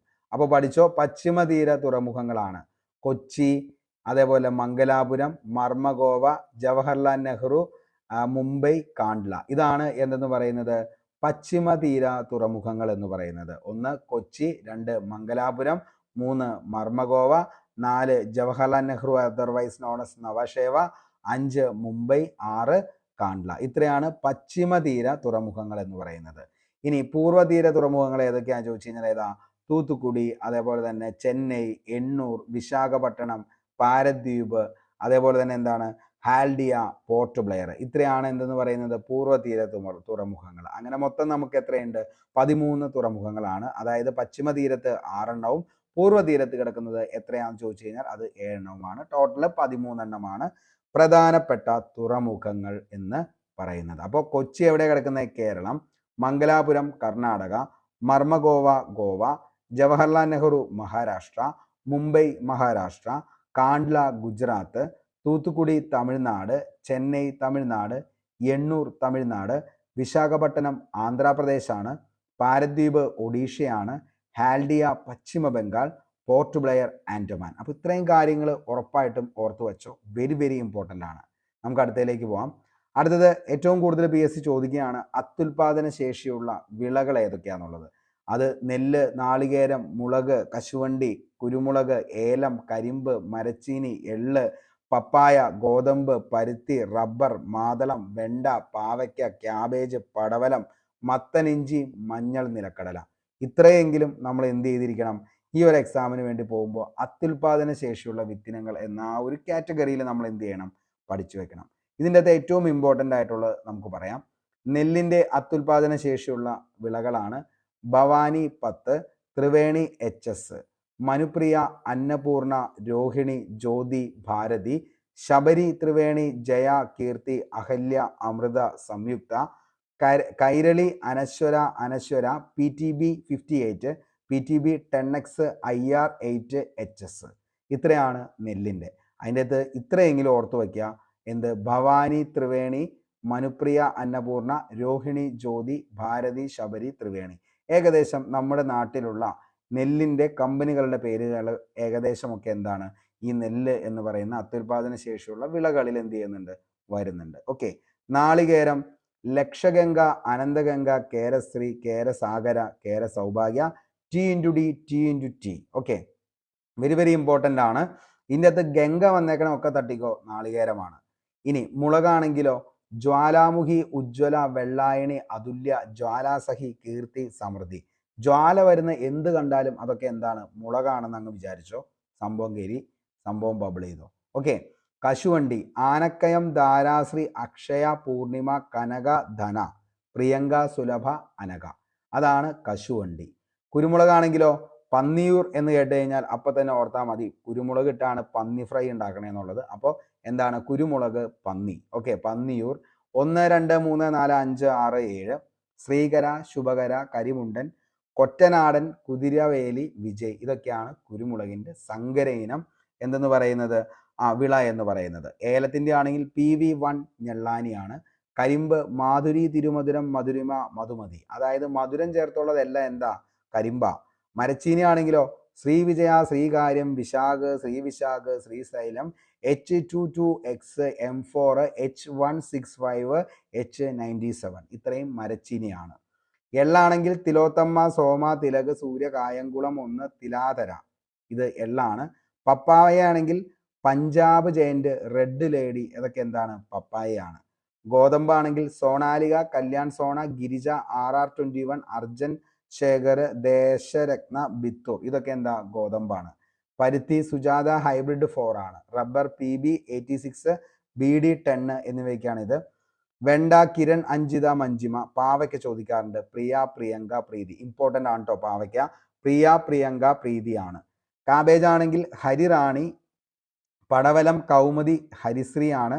മത്തൻ അമ്പിളി സുവർണയാണ്. ഇഞ്ചി കുതിര, കാർത്തിക, അശ്വതിയാണ്. മഞ്ഞൾ കാന്തി, ശോഭ. നിലക്കടല സ്നേഹ, അതേപോലെ തന്നെ സ്നിഗ്ധ. ഇത്രയാണ് നിലക്കടല വരുന്നത്. അപ്പോൾ ഇത്രയും കാര്യങ്ങൾ അത്യുൽപാദന ശേഷിയുള്ള എന്താണ്? നെല്ലിനങ്ങൾ, അതേപോലെ തന്നെ നാളികേരം ഇനങ്ങൾ, മുളകിനങ്ങൾ, കശുവണ്ടി ഇനങ്ങൾ. ഇത്രയും കാര്യങ്ങൾ എന്ത് ചെയ്യുക? ഒന്ന് ഓർത്തു വച്ചേക്കുക, ഇമ്പോർട്ടൻ്റ് ആണ്. അടുത്തതാണ് നമ്മുടെ പ്രധാനപ്പെട്ട സംഭവങ്ങൾ എന്ന് പറയുന്നത്. LDC ട്രിവാൻഡ്രത്ത് തന്നെ ചോദിച്ചു. അതായത് ക്രൊണോളജിക്കൽ ഏജിൽ എഴുതാൻ നേരത്തെ താഴെ പറയുന്ന കലാപങ്ങളുമായി ബന്ധപ്പെട്ട് എന്താണ് ഏതൊക്കെയാണെന്നുള്ളത് എന്താണ് എഴുതാനായിട്ട് ചോദിക്കാറുണ്ട്. അപ്പോൾ അങ്ങനെ ഒരു ചോദ്യം ചോദിച്ചു കഴിഞ്ഞാൽ എപ്പോഴും ഇമ്പോർട്ടൻ്റ് ആണ് ഈ പറയുന്ന വർഷങ്ങൾ എന്ന് പറയുന്നത്. ഫസ്റ്റ് നമുക്ക് സ്റ്റാർട്ട് ചെയ്യാം. ആറ്റിങ്ങൽ കലാപം എന്നാണ് നടന്നത്? ആറ്റിങ്ങൽ കലാപം 1721 ഏപ്രിൽ 15 ആറ്റിങ്ങൽ കലാപം. 1721 ഏപ്രിൽ 15. കുളച്ചൽ യുദ്ധം നടന്നത് 1741 കുളച്ചൽ യുദ്ധം.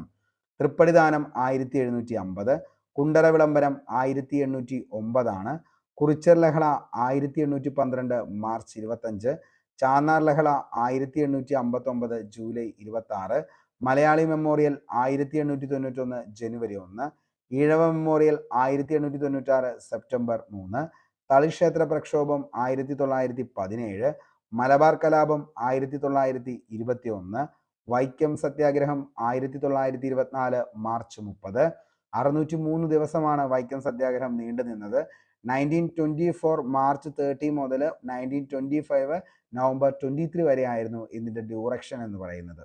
ഉപ്പ് സത്യാഗ്രഹമാണെങ്കിൽ 1930 ഗുരുവായൂർ സത്യാഗ്രഹം 1931. നിവർത്തന പ്രക്ഷോഭം 1932. നമ്മൾ കോഡ് പറഞ്ഞതാണ് ഉഗുനി 30, 31, 32. ഉഗുനി. അപ്പം ഉപ്പ് സത്യാഗ്രഹം 1930, ഗുരുവായൂർ സത്യാഗ്രഹം 31, നിവർത്തന പ്രക്ഷോഭം 32. നിവർത്തന പ്രക്ഷോഭത്തിന് ആ പേര് നൽകിയ ആളാണ് ആരെന്ന് പറയുന്നത് IC ചാക്കോ.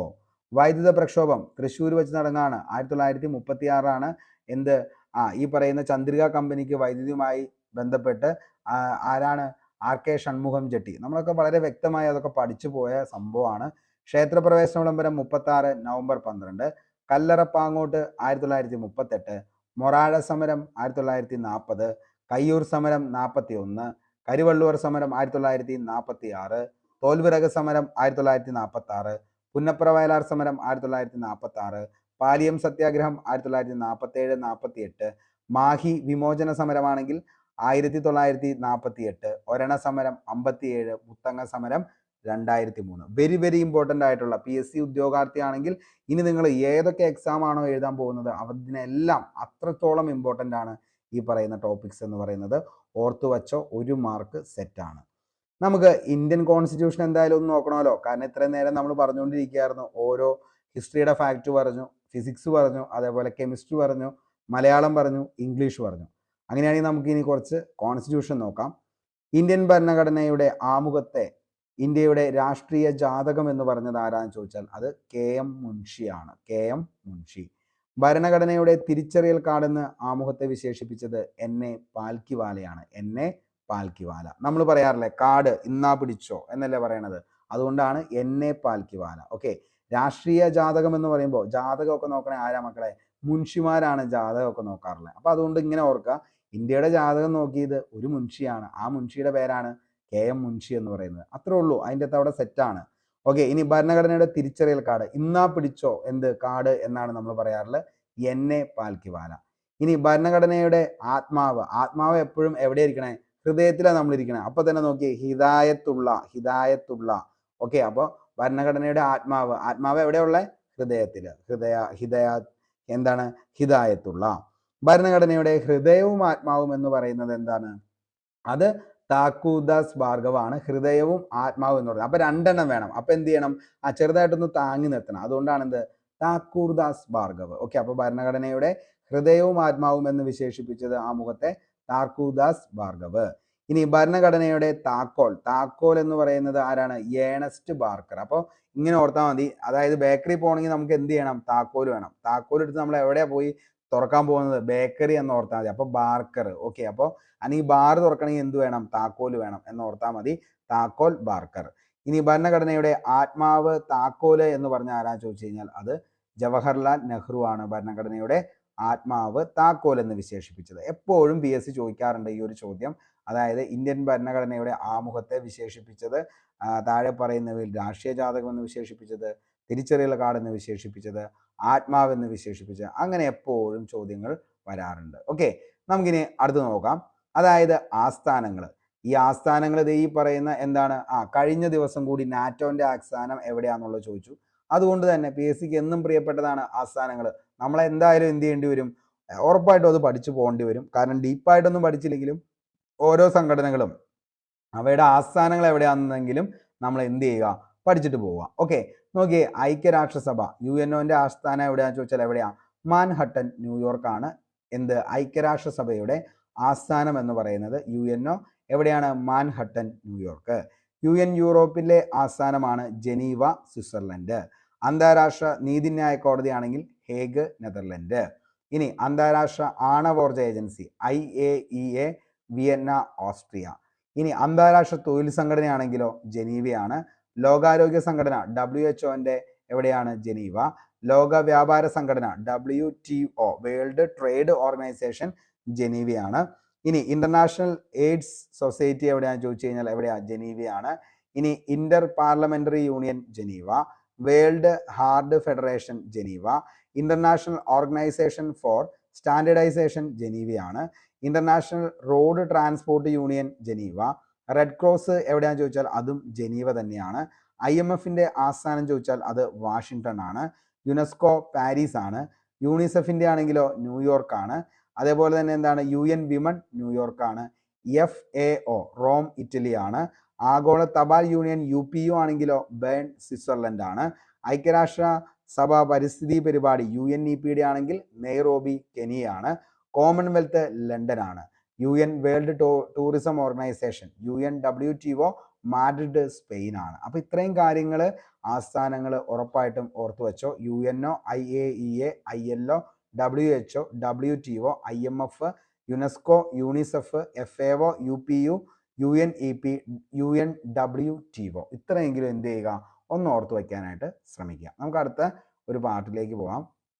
നമുക്കറിയാം അയിരുകൾ എന്ന് പറയുന്നത് എന്നും PSCക്ക്, അതായത് രസതന്ത്രം അല്ലെങ്കിൽ കെമിസ്ട്രി എന്ന് പറയുന്ന ഒരു വിഭാഗത്തിൽ ഉറപ്പായിട്ടും ഒരു ചോദ്യം അയിരുകളുമായി ബന്ധപ്പെട്ട് ചോദിക്കാറുണ്ട്. ഓക്കെ, അപ്പൊ നമുക്ക് നോക്കാം.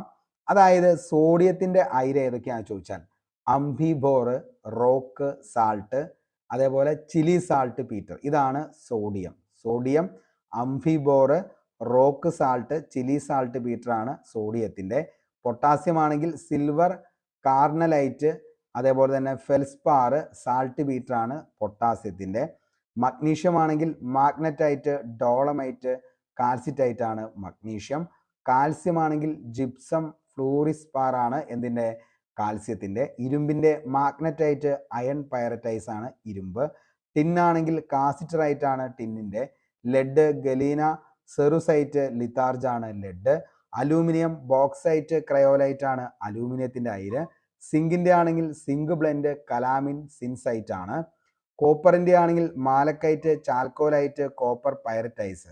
യുറേനിയം വെരി വെരി ഇമ്പോർട്ടൻ്റ്, ഓർത്ത് വെച്ചോ, പിച്ച് ബ്ലൈൻഡ് ആണ് uranium, pitchblende. Thorium monazite ആണ്. Mercury cinnabar. സ്വർണം ബിസ്മത്ത് അറേറ്റ് ആണ്. ആന്റിമണി സ്റ്റിബ്നൈറ്റ് ആണ്, antimony stibnite. Boron tincal borax. Titanium എന്ന് പറയുന്നത് റൂട്ടൈലും അതേപോലെ ഇൽമനൈറ്റുമാണ്. മാംഗനീസ് പൈറോലുസൈറ്റ് ആണ്. വനേഡിയം പെട്രോനൈറ്റ് ആണ്. നിക്കൽ പെൻഡാലൈറ്റ് ആണ്. ഇനി ബേരിയം ആണെങ്കിൽ ബെറൈറ്റ് ആണ്. ലിഥിയം പെറ്റാലൈറ്റ്, വെള്ളി അർജന്റൈറ്റ്. പ്ലാറ്റിനം എന്ന് പറയുന്നത് എന്താണ്? സ്പെറിറ്റ് ലൈറ്റ്, അതേപോലെ തന്നെ പൈറ്റോറ്റൈറ്റ്. ഓക്കെ, അപ്പോൾ ഇത്രയാണ് എന്തെന്ന് പറയുന്നത് അയിരുകൾ എന്ന് പറയുന്നത്. മിക്കപ്പോഴും ചോദിക്കാറുള്ളത് മെർക്കുറി സിന്നബാർ ഇമ്പോർട്ടൻ്റ് ആണ്. യുറേനിയം പിച്ച് ബ്ലൈൻഡ് ഇമ്പോർട്ടൻ്റ് ആണ്. സിങ്ക് ബ്ലൈൻഡ് ഇമ്പോർട്ടൻ്റ് ആണ്. അലൂമിനിയം ബോക്സൈറ്റ്, ക്രയോലൈറ്റ് ഇമ്പോർട്ടൻ്റ് ആണ്. ലെഡ്, കലീന, അതേപോലെ തന്നെ സെറുസൈറ്റ്, ലിത്താർജ്. ഇത്രയും എന്താണ്? എപ്പോഴും ചോദിക്കാറുണ്ട്, ഓർത്തു വച്ചോ, ഒരു മാർക്കാണ്. ഓക്കെ, നമുക്ക് അടുത്തതിലേക്ക് പോവാം. അതായത് നിർമ്മാണ പ്രക്രിയ. അതും എന്താണ്? PSCക്ക് വളരെയധികം ഇഷ്ടപ്പെട്ട ഒരു ടോപ്പിക്കാണ്. ഓരോ എന്താണ് നിർമ്മാണ പ്രക്രിയ എന്ന് പറയുന്നത്. അതായത് മഗ്നീഷ്യം നിർമ്മാണ പ്രക്രിയയാണ് ഡൗൺ പ്രക്രിയ എന്ന പേരിൽ അറിയപ്പെടുന്നത്. അപ്പോൾ മഗ്നീഷ്യം നിർമ്മാണ പ്രക്രിയയാണ് എന്തെന്ന് പറയുന്നത്? ഡൗ പ്രക്രിയ, ഡൗ പ്രക്രിയ എന്ന പേരിലാണ് മഗ്നീഷ്യം. സ്റ്റീല് ഉരുക്കാണെങ്കിലോ ബെസിമർ പ്രക്രിയ. ഹൈഡ്രജൻ ആണെങ്കിലോ ബോഷ് പ്രക്രിയയാണ്, ഹൈഡ്രജൻ ബോഷ് പ്രക്രിയ. ഓക്കെ, അപ്പോൾ ഹൈഡ്രജൻ എന്താണ്? ബോഷ് പ്രക്രിയയാണ്. ഇനി സോഡിയം ആണെങ്കിലോ ഡൗൺസ് പ്രക്രിയയാണ്, സോഡിയം ഡൗൺസ് പ്രക്രിയ. സ്വർണമാണെങ്കിൽ സൈനൈഡ് പ്രക്രിയയാണ്, സ്വർണം സൈനൈഡ് പ്രക്രിയ. വെള്ളിയാണെങ്കിലും അത് സൈനൈഡ് പ്രക്രിയയാണ്, പ്ലാറ്റിനം സൈനൈഡ് പ്രക്രിയ. അതേപോലെ തന്നെ സൾഫ്യൂറിക് ആസിഡ് സമ്പർക്ക പ്രക്രിയയാണ്, സൾഫ്യൂറിക് ആസിഡ് സമ്പർക്ക പ്രക്രിയ. അലൂമിനിയം ആണെങ്കിൽ ഹാൾ ഹെറാഡ് പ്രക്രിയയാണ് അലൂമിനിയം. ജലശുദ്ധീകരണമാണെങ്കിൽ സ്റ്റിറലൈസേഷൻ. ഓക്കെ, ഡിസ്റ്റലൈസേഷൻ ആണ് ജലശുദ്ധീകരണം, ഡിസ്റ്റലൈസേഷൻ. ഓക്കെ, അപ്പോൾ ജലശുദ്ധീകരണം അറിയപ്പെടുന്നത് എന്താണ്? ഡിസ്റ്റലൈസേഷൻ പ്രക്രിയയിലൂടെയാണ് ജലം ശുദ്ധീകരിക്കുന്നത്. നൈട്രിക് ആസിഡ് ഓസ്റ്റ്വാൾഡ് പ്രക്രിയ, ഖനജലം ഗിർഡലർ സൾഫൈഡ് പ്രക്രിയയാണ് ഗിർഡലർ സൾഫൈഡ് ഘനജലം. അപ്പോൾ ഇത്രയും കാര്യം ഒന്ന് ഓർത്തു വെച്ചോ. വെരി വെരി ഇമ്പോർട്ടൻ്റ് ആണ്. മഗ്നീഷ്യം ഡൗ, സ്റ്റീല് അല്ലെങ്കിൽ ഉരുക്ക് ബെസിമർ, ഹൈഡ്രജൻ ബോഷ് പ്രക്രിയ, സോഡിയം ഡൗൺസ് പ്രക്രിയ, സ്വർണം എന്ന് പറയുന്നത് സൈനൈഡ്, വെള്ളിയും സൈനൈഡ് പ്രക്രിയയാണ്, പ്ലാറ്റിനവും സൈനൈഡാണ്. അപ്പോൾ സ്വർണം വെള്ളി പ്ലാറ്റിനം എന്താ? സൈനൈഡ് പ്രക്രിയ. സൾഫ്യൂരിക് ആസിഡോ സമ്പർക്ക പ്രക്രിയ. അലൂമിനിയം ആണെങ്കിലോ ഹാൽ ഹെറാൾഡ് പ്രക്രിയ. അപ്പോൾ അത്രയും എന്ത് ചെയ്യുക? ഒന്ന് ഓർത്ത് വയ്ക്കുക. ഓക്കെ, നമുക്ക് അടുത്തതിലേക്ക് പോവാം. സംഘടനകളും സ്ഥാപകരും എന്നും PSC എന്ത് ചെയ്യാറുണ്ട്? ഒരു മാർക്കിൻ്റെ അത് ചോദിക്കാറുണ്ട്. അല്ലെങ്കിൽ എന്താണ് ഈ സംഘടന എന്നാണ് രൂപീകരിച്ചത് എന്ന് ചോദിക്കും. അല്ലെങ്കിൽ സംഘടനയും അവയുടെ സ്ഥാപകരും ആരാന്നുള്ളത് ചോദിക്കും. ഏതെങ്കിലും ഒരെണ്ണം ഉറപ്പാണ്. ഷുവർ ഷോട്ട് GK സ്റ്റോക്കാണ് ഈ പറയുന്ന ചോദ്യം എന്ന് പറയുന്നത്. അപ്പോൾ നമ്മുടെ ഈ വീഡിയോ കണ്ടുകൊണ്ടിരിക്കുന്ന ഉദ്യോഗാർത്ഥികൾ, നിങ്ങൾക്ക് ഈ വീഡിയോ ഇഷ്ടപ്പെടുവാണെങ്കിൽ ഉറപ്പായിട്ടും ലൈക്ക് ചെയ്യുക. അതേപോലെ തന്നെ നിങ്ങളുടെ അഭിപ്രായം എന്താണെന്നുള്ളത് താഴെ കമൻറ്റ് ചെയ്യുക. ഈ വീഡിയോയ്ക്ക് ഒരു 1K ലൈക്കിന് മുകളിലേക്ക് ആവുമ്പോൾ മാത്രമാണ് ഞാൻ നിങ്ങൾക്ക് ഇതിൻ്റെ നോട്ട്സ് എന്ത് ചെയ്യത്തുള്ളൂ, നിനക്ക് PDF ആയിട്ട് തരത്തുള്ളൂ. അതുവരെയും എന്ത് ചെയ്യുകയാണ്, തൽക്കാലം ഞാനിവിടെ എൻ്റെ കയ്യിൽ തന്നെ വയ്ക്കുകയാണ്. കാരണം ഒത്തിരി നിങ്ങൾക്ക് എടുത്ത് കഷ്ടപ്പെട്ടിട്ടാണ് ഈ ഒരു വീഡിയോ ഇത്രയും പെട്ടെന്ന് നമ്മൾ സെറ്റ് ചെയ്യുന്നത്. അപ്പോൾ നിങ്ങൾ എന്ത് ചെയ്യുക, നിങ്ങൾക്ക് ഇഷ്ടപ്പെടുകയാണെങ്കിൽ ഇഷ്ടപ്പെടാതിരിക്കില്ല. കാരണം അത്രത്തോളം ഇത് ചെയ്തിട്ടാണ് നമ്മൾ എന്ത് ചെയ്യുന്നത്, ഈ ഒരു ക്ലാസ് ചെയ്തിരിക്കുന്നത്. അപ്പോൾ നിങ്ങൾ എന്ത് ചെയ്യുക, നിങ്ങളെ പറ്റുന്ന ഏറ്റവും വലിയൊരു നമുക്ക് ചെയ്യുന്ന ഏറ്റവും വലിയ സപ്പോർട്ടാണ് ഒരു ലൈക്ക് എന്ന് പറയുന്നത്. അപ്പോൾ ഒരു ലൈക്ക് ചെയ്യുക. അപ്പോൾ എന്ത് ചെയ്യുക, നമുക്കത് സെറ്റാക്കാം. ഓക്കെ, ബ്രഹ്മസമാജം 1828 ബ്രഹ്മസമാജം നിലവിൽ വരുന്നത്.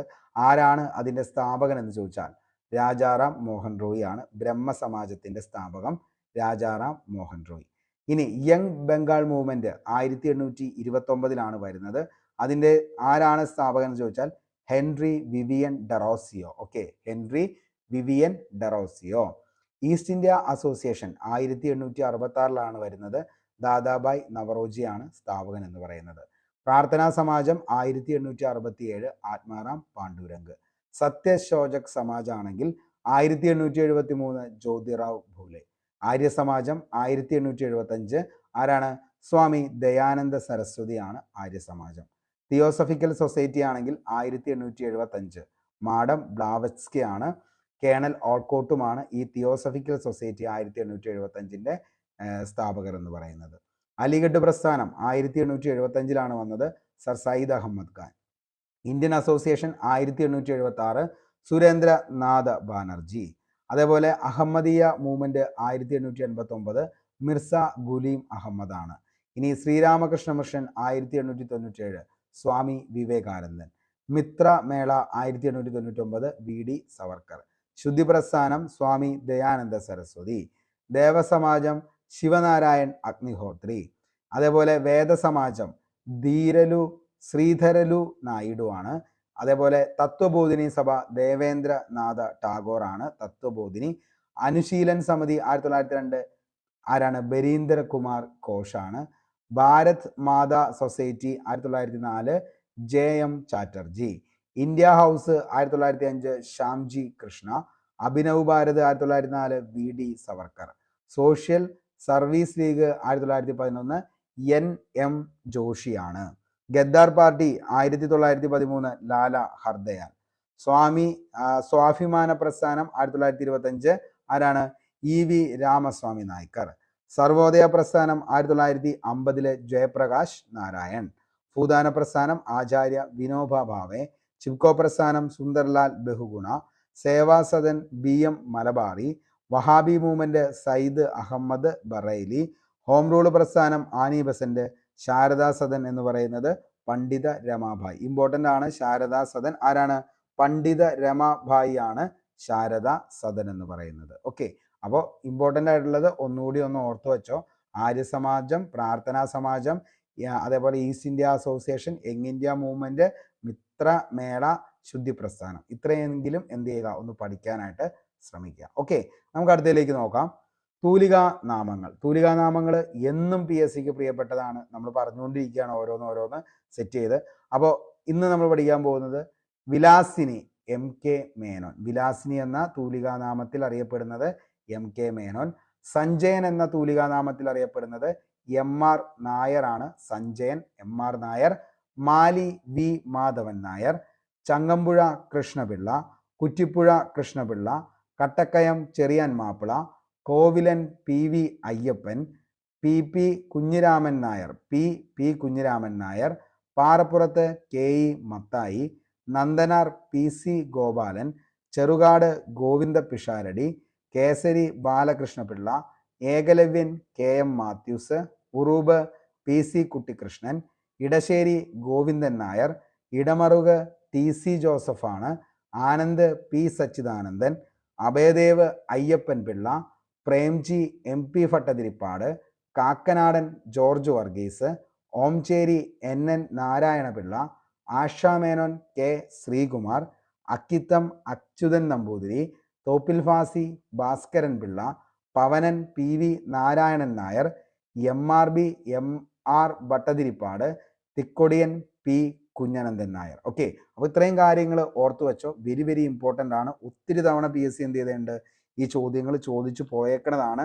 വിലാസിനി MK മേനോൻ ചോദിച്ചിട്ടുണ്ട്, കട്ടക്കയം ചെറിയാൻ മാപ്പിള ചോദിച്ചിട്ടുണ്ട്, അതേപോലെ തന്നെ തോപ്പിൽ ഫാസി ഭാസ്കരൻ പിള്ള ചോദിച്ചിട്ടുണ്ട്, അതേപോലെ പവനൻ PV നാരായണൻ നായർ ചോദിച്ചിട്ടുണ്ട്, ചെറുകാട് ഗോവിന്ദ പിഷാരടി ചോദിച്ചിട്ടുണ്ട്. അപ്പോൾ ഇത്രയും കാര്യങ്ങൾ ഒത്തിരി തവണ PSC ചോദിച്ചാണ്. അപ്പോൾ അതുകൊണ്ട് പ്രേംജി MP ഭട്ടതിരിപ്പാടൊക്കെ ഒത്തിരി തവണ ചോദിച്ചാണ് കേട്ടോ. അപ്പോൾ എന്ത് ചെയ്യുക, ഒന്ന് ഓർത്ത് വയ്ക്കാനായിട്ട് ശ്രമിക്കുക. ഓക്കെ, ഇനി നമുക്ക് നോക്കാം. കളക്റ്റീവ് നൗൺസ് ആണ്. എ പ്രൈഡ് ഓഫ് ലയൺസ് എന്നാണ് പറയുന്നത്. A pride of lions. A loaf of bread എന്നാണ് പറയുന്നത്. A loaf of bread. A litter of puppies. A litter of puppies. Collective nouns എപ്പോഴും ചോദിക്കാറുണ്ട്. ഇനി a crew of sailors, a posse of policeman, an army of ants, a colony of ants, a swarm of flies, a pack of wolves ആണ്, a battery of guns ആണ്, A pile of books, ബുക്കുകളുടെ കൂട്ടത്തെ, a flock of sheep, അതായത് എന്താണ്, ആട്ടിൻ കൂട്ടത്തെയാണ് a flock of sheep എന്ന് പറയുന്നത്, എ സ്റ്റഡ് ഓഫ് ഹോഴ്സസ്, അതായത് എന്താണ്, കുതിരക്കൂട്ടം, എ ക്രൗഡ് ഓഫ് പീപ്പിൾ, ഒരു കൂട്ടം ആളുകളെയാണ് നമ്മൾ എന്തെന്ന് വിളിക്കുന്നത്, ക്രൗഡ് എന്ന് വിളിക്കുന്നത്, ഫ്ലീറ്റ് ഓഫ് ഷിപ്പ്, അതായത് ഷിപ്പുകളുടെ കൂട്ടത്തെ, എ സ്കൂൾ ഓഫ് ഫിഷസ്, അതായത് എന്താണ്, മത്സ്യങ്ങളുടെ കൂട്ടത്തെയാണ് അല്ലെങ്കിൽ മീൻ കൂട്ടത്തെയാണ് സ്കൂൾ എന്ന് പറയുന്നത്, എ ചെയിൻ ഓഫ് മൗണ്ടൻസ്, അതായത് മൗണ്ടൻസ് എന്താണ്, ഇങ്ങനെ ചെയിൻ പോലെയല്ലേ നമ്മൾ കാണുന്നത്, അപ്പോൾ chain of mountains, bevy of ladies, അപ്പോൾ എന്താണ്, സ്ത്രീകളുടെ കൂട്ടം, എ പാനൽ ഓഫ് ജഡ്ജ്, ജഡ്ജിന്റെ പാനലിന് എന്താണ്, അതായത് ജഡ്ജിന്റെ കൂട്ടത്തെയാണ് പാനൽ എന്നാണ് പറയാറുള്ളത്, a bale of cotton, a quiver of arrows, a group of islands. എത്രയാണ് പറയുന്നത്. അപ്പോൾ ഇമ്പോർട്ടൻ്റ് ആണ്. കളക്റ്റീവ് നൗൺസ് എപ്പോഴും എന്ത് ചെയ്യാറുണ്ട്, ഒരു മാർക്കിനെങ്കിലും ചോദിക്കാറുണ്ട്. അപ്പോൾ ഓർത്തു വെച്ചോ. ഇതിൻ്റെ അകത്ത് ബാറ്ററി ഓഫ് ഗൺസ്, അതേപോലെ ആർമി ഓഫ് ആൻസ്, അതേപോലെ തന്നെ എന്താണ്, ബെഞ്ച് ഓഫ് ജഡ്ജ് ചോദിക്കാൻ, അല്ല, എ പാനൽ ഓഫ് ജഡ്ജ് ചോദിക്കാറുണ്ട്, അതേപോലെ തന്നെ പാനൽ ഓഫ് ജഡ്ജ് ചോദിക്കാറുണ്ട്, ബെവി ഓഫ് ലേഡീസ് ചോദിക്കാറുണ്ട്, സ്കൂൾ ഓഫ് ഫിഷ് ചോദിക്കാറുണ്ട്, ഫ്ലീറ്റ് ഓഫ് ഫിഷ്, ഷിപ്പ്, അതും എന്ത് ചെയ്യാറുണ്ട്, ചോദിക്കാറുണ്ട്. ഓക്കെ, ഇനി നമുക്ക് പഠിക്കാനുള്ളതാണ് correct spelt word. Okay, correct spelt word ഇതെപ്പോഴും ഒരു മാർക്ക് എപ്പോഴും ചോദിക്കുന്നതാണ്. ഓക്കെ, അപ്പോൾ നോക്കിയേ, സിംപോയിസം, നോക്കിയേ അതിൻ്റെ സ്പെല്ലിങ് SYMPOSIUM, സിംപോയിസം. അടുത്തത് ബോങ്കറ്റ്, ബോങ്കറ്റ് എന്ന് ചോദിക്കുമ്പോൾ BOUQEET ആണ് ബോങ്കറ്റ്. ഓക്കെ, ഗ്രാമർ എന്ന് പറയുമ്പോൾ GRAMMAR ആണ് ഗ്രാമർ. ഓക്കെ, അടുത്തത് റിക്കറൻസ് എന്ന് വെച്ച് കഴിഞ്ഞാൽ RECURRANCE. എപ്പോഴും ചോദിക്കുകയാണ് വാക്വം, VACUUM ആണ് വാക്വം എന്ന് പറയുന്നത്. ഓക്കെ, ഇനി സൂപ്രണ്ടന്റ് എന്താണ് പറയാറുള്ളത്, സൂപ്രണ്ടന്റ്, സൂപ്രണ്ടന്റിന്റെ ആണ് എന്തെന്ന് പറയുന്നത്, സൂപ്പർടെൻഡന്റ്, അതാണ് എന്തെന്ന് പറയുന്നത്, സൂപ്രണ്ടന്റ് എന്ന് പറയുന്നത്. ഓക്കെ, അടുത്ത് 12th എന്ന് പറയുന്നത്, 12th എന്ന് പറയുന്നത് TWELFTH ആണ് 12th.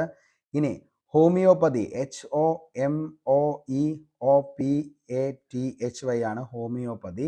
പ്രൊനൗൺസ്, അതേപോലെ തന്നെ ബെനഫാക്ടർ, കരിക്കുലം, കൊളോണിയൽ, മെയിൻ്റനൻസ്, അതേപോലെ വെക്കേഷൻ, ക്യൂ, റിതം, അതേപോലെ പ്രൊനൗൺസിയേഷൻ, മില്ലേനിയം. ഇത്രയും സ്പെല്ലിങ്സ് എങ്കിലും എന്ത് ചെയ്യുക, ഒന്ന് പഠിച്ചു വയ്ക്കാനായിട്ട് ശ്രമിക്കുക. ഓക്കെ, അല്ലെങ്കിൽ ഒരു പ്രാവശ്യമെങ്കിലും നിങ്ങൾ എന്ത് ചെയ്യുക, ഒന്ന് എഴുതി നോക്കുക. അപ്പോൾ നിങ്ങൾക്കത് സെറ്റായിട്ട് മനസ്സിലാവും. ഓക്കെ, ഇനി synonyms, absurd, foolish, valour, courage, abandon, leave, barren, sterile, vigilant, hostile, commence, to begin, interrogated, question, peer, equal, deceive, എന്താണ്, mislead, exhort, strongly, advise, hostile, unfriendly, infallible, perfect, benevolent, kind hearted. Okay, അപ്പോൾ ഇത്രയും just synonyms ഒന്ന് നോക്കുക. ഇത് ഓടിച്ചങ്ങ് പറഞ്ഞു പോകണുള്ളൂ. ഇതിൻ്റെ meanings ഒക്കെ പറഞ്ഞ് നമുക്ക് പിന്നീട് എന്ത് ചെയ്യാം, ഉറപ്പായിട്ട് ഒരു ക്ലാസ് ചെയ്യാം. ഓക്കെ, ഇനി നമുക്ക് നോക്കാം അസുഖം ബാധിക്കുന്ന സ്ഥലം ഏതൊക്കെയാണ്. ഹെപ്പറ്റൈറ്റിസ് ബാധിക്കുന്ന എവിടെയാണ്? കരളിലാണ് ഹെപ്പറ്റൈറ്റിസ് ബാധിക്കുന്നത്, കരളിനെയാണ്. സോറിയാസിസ് എവിടെയാണെന്ന് ചോദിച്ചാൽ ത്വക്കിനെ ബാധിക്കുന്ന അസുഖമാണ് സോറിയാസിസ്. എക്സിമ ബാധിക്കുന്നതും എന്തിനെ തന്നെയാണ്? ത്വക്കിനെ തന്നെയാണ് എക്സിമ ബാധിക്കുന്നത്. മെലനോമയും എന്തിനെ തന്നെയാണ്? ത്വക്കിനെ തന്നെയാണ്. മലേറിയ പ്ലീഹ. അടുത്തത് പരാലിസിസ് എന്തിനാണെന്ന് ചോദിച്ചാൽ നാഡീ വ്യവസ്ഥയാണ് പരാലിസിസ്. കുഷ്ഠം നാഡീ വ്യവസ്ഥ. ഗോയിറ്റർ തൈറോയിഡ് ഗ്രന്ഥിയാണ് ഗോയിറ്റർ ബാധിക്കുന്നത്, തൈറോയിഡ് ഗ്രന്ഥി. ഡിഫ്തീരിയ തൊണ്ട. സാർസ് ക്ഷയം ശ്വാസകോശം. ടൈഫോയിഡ് കുടലിനെ ബാധിക്കുന്നു, പയോറിയ മോണയെ ബാധിക്കുന്നു. വെരി വെരി ഇമ്പോർട്ടൻ്റ് ആണ്. ഒന്നുകൂടി പറയാം, ഹെപ്പറ്റൈറ്റിസ് ബാധിക്കുന്നത് കരളിനെ, സോറിയാസിസ് ത്വക്കാണ്, എക്സിമ ത്വക്ക്, മെലനോമ ത്വക്ക്, അതേപോലെ തന്നെ എന്താണ് മലേറിയ പ്ലീഹ, പരാലിസിസ് നാഡീവ്യവസ്ഥ, കുഷ്ഠം നാഡീവ്യവസ്ഥ, ഗോയിറ്റർ ഏതാണ് തൈറോയിഡ് ഗ്രന്ഥി, അതേപോലെ ഡിഫ്തീരിയ തൊണ്ട, സാർസ് ക്ഷയം ശ്വാസകോശം, ടൈഫോയിഡ് കുടൽ, പയോറിയ മോണ. ഓക്കെ, ഇനി നമുക്ക് അടുത്ത് നോക്കാം എന്തൊക്കെയാണെന്നുള്ളത്. അതായത് നമുക്കറിയാം തെങ്ങിൻ്റെയും ചീരയുടെയും നെല്ല്, എള്ള്, ഗോതമ്പ്, മുളക്, പാവൽ, കശുവണ്ടി, കരിമ്പ്, വെണ്ട നമ്മൾ പറഞ്ഞതാണ്. ഓക്കെ, അപ്പോൾ എന്ത് ചെയ്യുക, ഇത് ഉറപ്പായിട്ടും ഓർത്ത് വച്ചേക്കുക. അതിൻ്റെ അകത്ത് എപ്പോഴും ചോദിക്കുന്നതാണ് ഈ മലയൻ ഡർഫ്, അതേപോലെ തന്നെ ലക്ഷദ്വീപ് ഓർഡിനറി, ആൻഡമാൻ ഓർഡിനറി, ഇതൊക്കെ എന്താ? തെങ്ങാണ്. അരുൺ, അതേപോലെ തന്നെ എന്താണ് മോഹിനി, കണ്ണാറ ലോക്കൽ, ഇതെന്താ? ചീര. ഓക്കെ, നെല്ലിൻ്റെ നമ്മൾ പറഞ്ഞു എള്ള് തിലോത്തമ, സൂര്യ തിലക്. ഗോതമ്പാണെങ്കിൽ ഗിരിജ, കല്യാൺ സോന, സോണാലിക, അതേപോലെ തന്നെ സബർമതി, സോണോറ, ഇതെന്താ? ഗോതമ്പിൻ്റെയാണ് കേട്ടോ. ഇനി കശുവണ്ടി ആണെങ്കിൽ കനക, ആനക്കയം എന്നിവ കശുവണ്ടിയാണ്. അതേപോലെ തന്നെ നമ്മൾ പാവൽ ഇമ്പോർട്ടൻ്റ് ആണ്, പ്രിയങ്ക, പ്രീതി, അതേപോലെ പ്രിയ, അത് എന്താണ്? പാവലിൻ്റെയാണ്. അത്രയെങ്കിലും എന്ത് ചെയ്യുക, ഓർത്ത് വയ്ക്കുക. ഓക്കെ, ഇനി നമുക്ക് അടുത്ത് നോക്കാം. അതായത് യൂണിറ്റ് ആൻഡ് മെഷർമെൻറ്റ് എന്ന് പറയുന്ന ആ ഒരു ചാപ്റ്ററിൽ നിന്നും ഉറപ്പായിട്ടും PSC ചോദിക്കാറുണ്ട്. അപ്പോൾ ഓരോന്നിൻ്റെയും യൂണിറ്റുകൾ എപ്പോഴും PSCക്ക് ഇമ്പോർട്ടൻ്റ് ആണ്. നമുക്കൊന്ന് നോക്കാം. നീളം മീറ്റർ, ഭാരം കിലോഗ്രാം, സമയം സെക്കൻഡ്, ഊർജം ജൂളാണ്, താപം ജൂള്, പ്രവൃത്തി ജൂളാണ്, power watt joule or second, പ്രതിരോധം ഓം ആണ്, താപനില കെൽവിൻ ഡിഗ്രി സെൽഷ്യസ് ഫാരൻഹീറ്റ്, മർദ്ദം പാസ്കൽ, സാന്ദ്രത കിലോഗ്രാം മീറ്റർ ക്യൂബ്. ഇനി ആക്കമാണെങ്കിൽ കിലോഗ്രാം മീറ്റർ പെർ സെക്കൻഡ്, ബലം ന്യൂട്ടൺ ആണ്, വേഗത മീറ്റർ പെർ സെക്കൻഡ് ആണ്. കാന്തിക മണ്ഡലത്തിൻ്റെ ശക്തി ചോദിച്ചു കഴിഞ്ഞാൽ അത് ടെസ്ലയാണ്, ചോദിക്കാറുണ്ട്. കാന്തിക മണ്ഡലത്തിൻ്റെ ശക്തി ടെസ്ല. റേഡിയോ ആക്ടിവിറ്റി ആണ് ബേക്കറൽ. ഇൻഡക്റ്റൻസ് ആണ് ഹെൻറി. കപ്പാസിറ്റൻസ് ഫാരഡ് ആണ്. ലൂമിനസെൻസ് ഇൻറ്റൻസിറ്റി ആണ് കാൻഡില. ലെൻസിൻ്റെ പവർ ആണ് ഡയോപ്റ്റർ. പദാർത്ഥത്തിൻ്റെ അളവ് മോളാണ്. ഇനി വൈദ്യുത പ്രവാഹം ആംബിയർ ആണ്. വൈദ്യുത ചാർജ് ആണെങ്കിൽ കുളമ്പാണ്. പൊട്ടൻഷ്യൽ വ്യത്യാസം വോൾട്ടാണ്. അപ്പോൾ ഇത്രയും കാര്യങ്ങൾ മെയിനായിട്ടൊന്ന് നോക്കി വെച്ചോ. റേഡിയോ ആക്ടിവിറ്റി ബേക്കറൽ, ഇൻഡക്റ്റൻസ് ഹെൻറി ആണ്, കപ്പാസിറ്റൻസ് ഫാരഡ് ആണ്, ലൂമിനസ് ഇൻറ്റൻസിറ്റി കാൻഡിലയാണ്, ലെൻസിൻ്റെ പവർ ഡയോപ്റ്റർ ആണ്, പദാർത്ഥത്തിൻ്റെ അളവ് മോളാണ്, വൈദ്യുത പ്രവാഹം ആംബിയർ, വൈദ്യുത ചാർജ് കുളമ്പ്, പൊട്ടൻഷ്യൽ വ്യത്യാസം വോൾട്ടാണ്. ഓക്കെ, അപ്പോൾ അത്രയെങ്കിലും ഓർത്ത് വയ്ക്കുക. ഓക്കെ, ഇനി രാസനാമങ്ങൾ. കറിയുപ്പിൻ്റെ രാസനാമം എന്താണെന്ന് ചോദിച്ചു കഴിഞ്ഞാൽ മക്കളെ മോസ്റ്റ്ലി റിപ്പീറ്റഡ് ആണ്. കറിയുപ്പിൻ്റെ രാസനാമമാണ് സോഡിയം ക്ലോറൈഡ് ആണ്. കറിയുപ്പിൻ്റെ രാസനാമം സോഡിയം ക്ലോറൈഡ്. അലക്കുകാരം സോഡിയം കാർബണേറ്റ് ആണ്. അലക്കുകാരം സോഡിയം കാർബണേറ്റ്. അപ്പക്കാരം സോഡിയം ഒരു ബൈ കാർബണേറ്റ് കൂടി അങ്ങിട്ടേക്കുക, അപ്പക്കാരം. അപ്പോൾ അലക്കുകാരം സോഡിയം കാർബണേറ്റ്, അപ്പക്കാരം ബൈ കാർബണേറ്റ്, അപ്പക്കാരം sodium bicarbonate. Water glass sodium silicate ആണ്. Hypo sodium thiosulphate. ഇനി ഇന്ദുപ്പ് ചോദിച്ചു കഴിഞ്ഞാൽ പൊട്ടാസ്യം ക്ലോറൈഡ് ആണ്. Caustic potash potassium hydroxide. Lunar caustic silver nitrate ആണ്. ചില്ലി സാൾട്ട് ബീറ്റർ ആണ് സോഡിയം നൈട്രേറ്റ്. കുമ്മായം കാൽസ്യം ഹൈഡ്രോക്സൈഡ് ആണ്. ചുണ്ണാമ്പ് കല്ലാണെങ്കിലോ മാർബിളും കാൽസ്യം കാർബണേറ്റ് ആണ്. ചുണ്ണാമ്പ് കല്ല് ഓർ മാർബിൾ കാൽസ്യം കാർബണേറ്റ്. നീറ്റുകക്ക കാൽസ്യം ഓക്സൈഡ് ആണ്. Bleaching powder calcium hypochlorite. ചുണ്ണാമ്പ് വെള്ളം calcium hydroxide. Very very important ആണ്, ഓർത്തു വെച്ചോ. കറിയുപ്പ് സോഡിയം ക്ലോറൈഡ്, അലക്കുകാരം, സോഡിയം കാർബണേറ്റ്, അപ്പക്കാരം, sodium bicarbonate, water glass, sodium silicate, hypo, sodium thiosulphate, ഇന്ദുപ്പ്, potassium chloride, lunar caustic, silver nitrate, ചുണ്ണാമ്പുകല്ല്, മാർബിൾ, കാൽസ്യം കാർബണേറ്റ്, നീറ്റുകക്ക, calcium oxide, bleaching powder, calcium hypochlorite, ചുണ്ണാമ്പ് വെള്ളം, കാൽസ്യം ഹൈഡ്രോക്സൈഡ്. ഇത്രയും കാര്യങ്ങൾ ഓർത്തു വെച്ചോ. വെരി വെരി ഇമ്പോർട്ടൻ്റ് ആണ്. ഉറപ്പായിട്ടും PSC ചോദിച്ചിരിക്കും. 1 മാർക്ക് ഇതിൻ്റെ അകത്ത് നിങ്ങൾക്ക് പ്രതീക്ഷിക്കാം. ഓക്കെ, ഇനി നമുക്ക് പഠിക്കാനുള്ള ഏതാണെന്ന് ചോദിച്ചു കഴിഞ്ഞാൽ പ്രധാനപ്പെട്ട ദിനങ്ങളാണ്. ദിനങ്ങൾ എപ്പോഴും 1 മാർക്ക് ചോദിക്കാറുണ്ട്. അപ്പോൾ പ്രധാനപ്പെട്ട ദിനങ്ങൾ നമുക്കൊന്ന് നോക്കാം. ജനുവരി 2 മന്നം ജയന്തിയാണ്. നമുക്കറിയാം ജനുവരി 2 അവധിയാണ്. അതെന്താണ്? മന്നം ജയന്തിയാണ്. ജനുവരി 23 ദേശസ്നേഹ ദിനമാണ്. ജനുവരി 23. ജനുവരി 30 രക്തസാക്ഷി ദിനമാണ്. ജനുവരി 30. ഫെബ്രുവരി 12 ഡാർവിൻ ദിനമാണ്. ഫെബ്രുവരി 28 ദേശീയ ശാസ്ത്ര ദിനം. മാർച്ച് 8 വനിതാ ദിനം. മാർച്ച് 15 ലോക ഉപഭോക്തൃ ദിനം. ജൂൺ 19 വായനാ ദിനം. ജൂൺ 29 സ്റ്റാറ്റിസ്റ്റിക് ദിനമാണ്. ജൂൺ 29. ഇനി ജൂലൈ 18 മണ്ടേല ദിനം. ഓഗസ്റ്റ് 25 ജീവകാരുണ്യ ദിനം. ഓഗസ്റ്റ് 20 സദ്ഭാവനാ ദിനം. ഓഗസ്റ്റ് 28 അയ്യങ്കാളി ജയന്തി. ഓഗസ്റ്റ് 29 ദേശീയ കായിക ദിനം. നമ്മൾ ഇന്നലെ അതിൻ്റെ പോസ്റ്ററൊക്കെ ഇട്ടതാണ്. ഓക്കെ, ഇനി അടുത്തത് സെപ്റ്റംബർ 5 ദേശീയ അധ്യാപക ദിനമാണ്. സെപ്റ്റംബർ 5. സെപ്റ്റംബർ 15 എഞ്ചിനീയേഴ്സ് ദിനമാണ്. സെപ്റ്റംബർ 25 അന്ത്യോദയ ദിനം. ഒക്ടോബർ 2 എന്താണെന്ന് ചോദിച്ചു കഴിഞ്ഞാൽ അഹിംസാ ദിനമാണ്. ഒക്ടോബർ 5 ലോക അധ്യാപക ദിനമാണ്. ഒക്ടോബർ 5. സെപ്റ്റംബർ 5 ദേശീയ അധ്യാപക ദിനം. ഒക്ടോബർ 5 ലോക അധ്യാപക ദിനം. രണ്ടും തമ്മിൽ മാറിപ്പോവരുത്, രണ്ടും കൺഫ്യൂസിങ് ആണ്.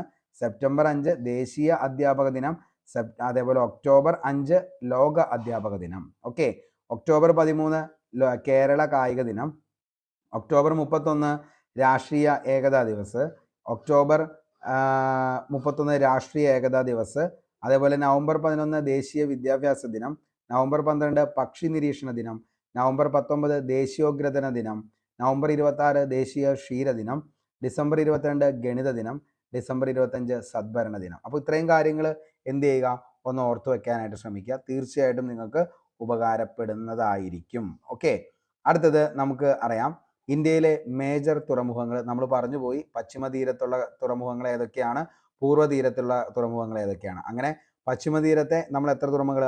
6 തുറമുഖങ്ങളും പൂർവ്വ തീരത്തെ 7 തുറമുഖങ്ങളും ഏതൊക്കെയാണെന്നുള്ളത് നമ്മൾ വളരെ വ്യക്തമായി പറഞ്ഞു. കൊച്ചി, മംഗലാപുരം, മർമഗോവ, നവശേവ, മുംബൈ, കാണ്ടില ഏതാണ്?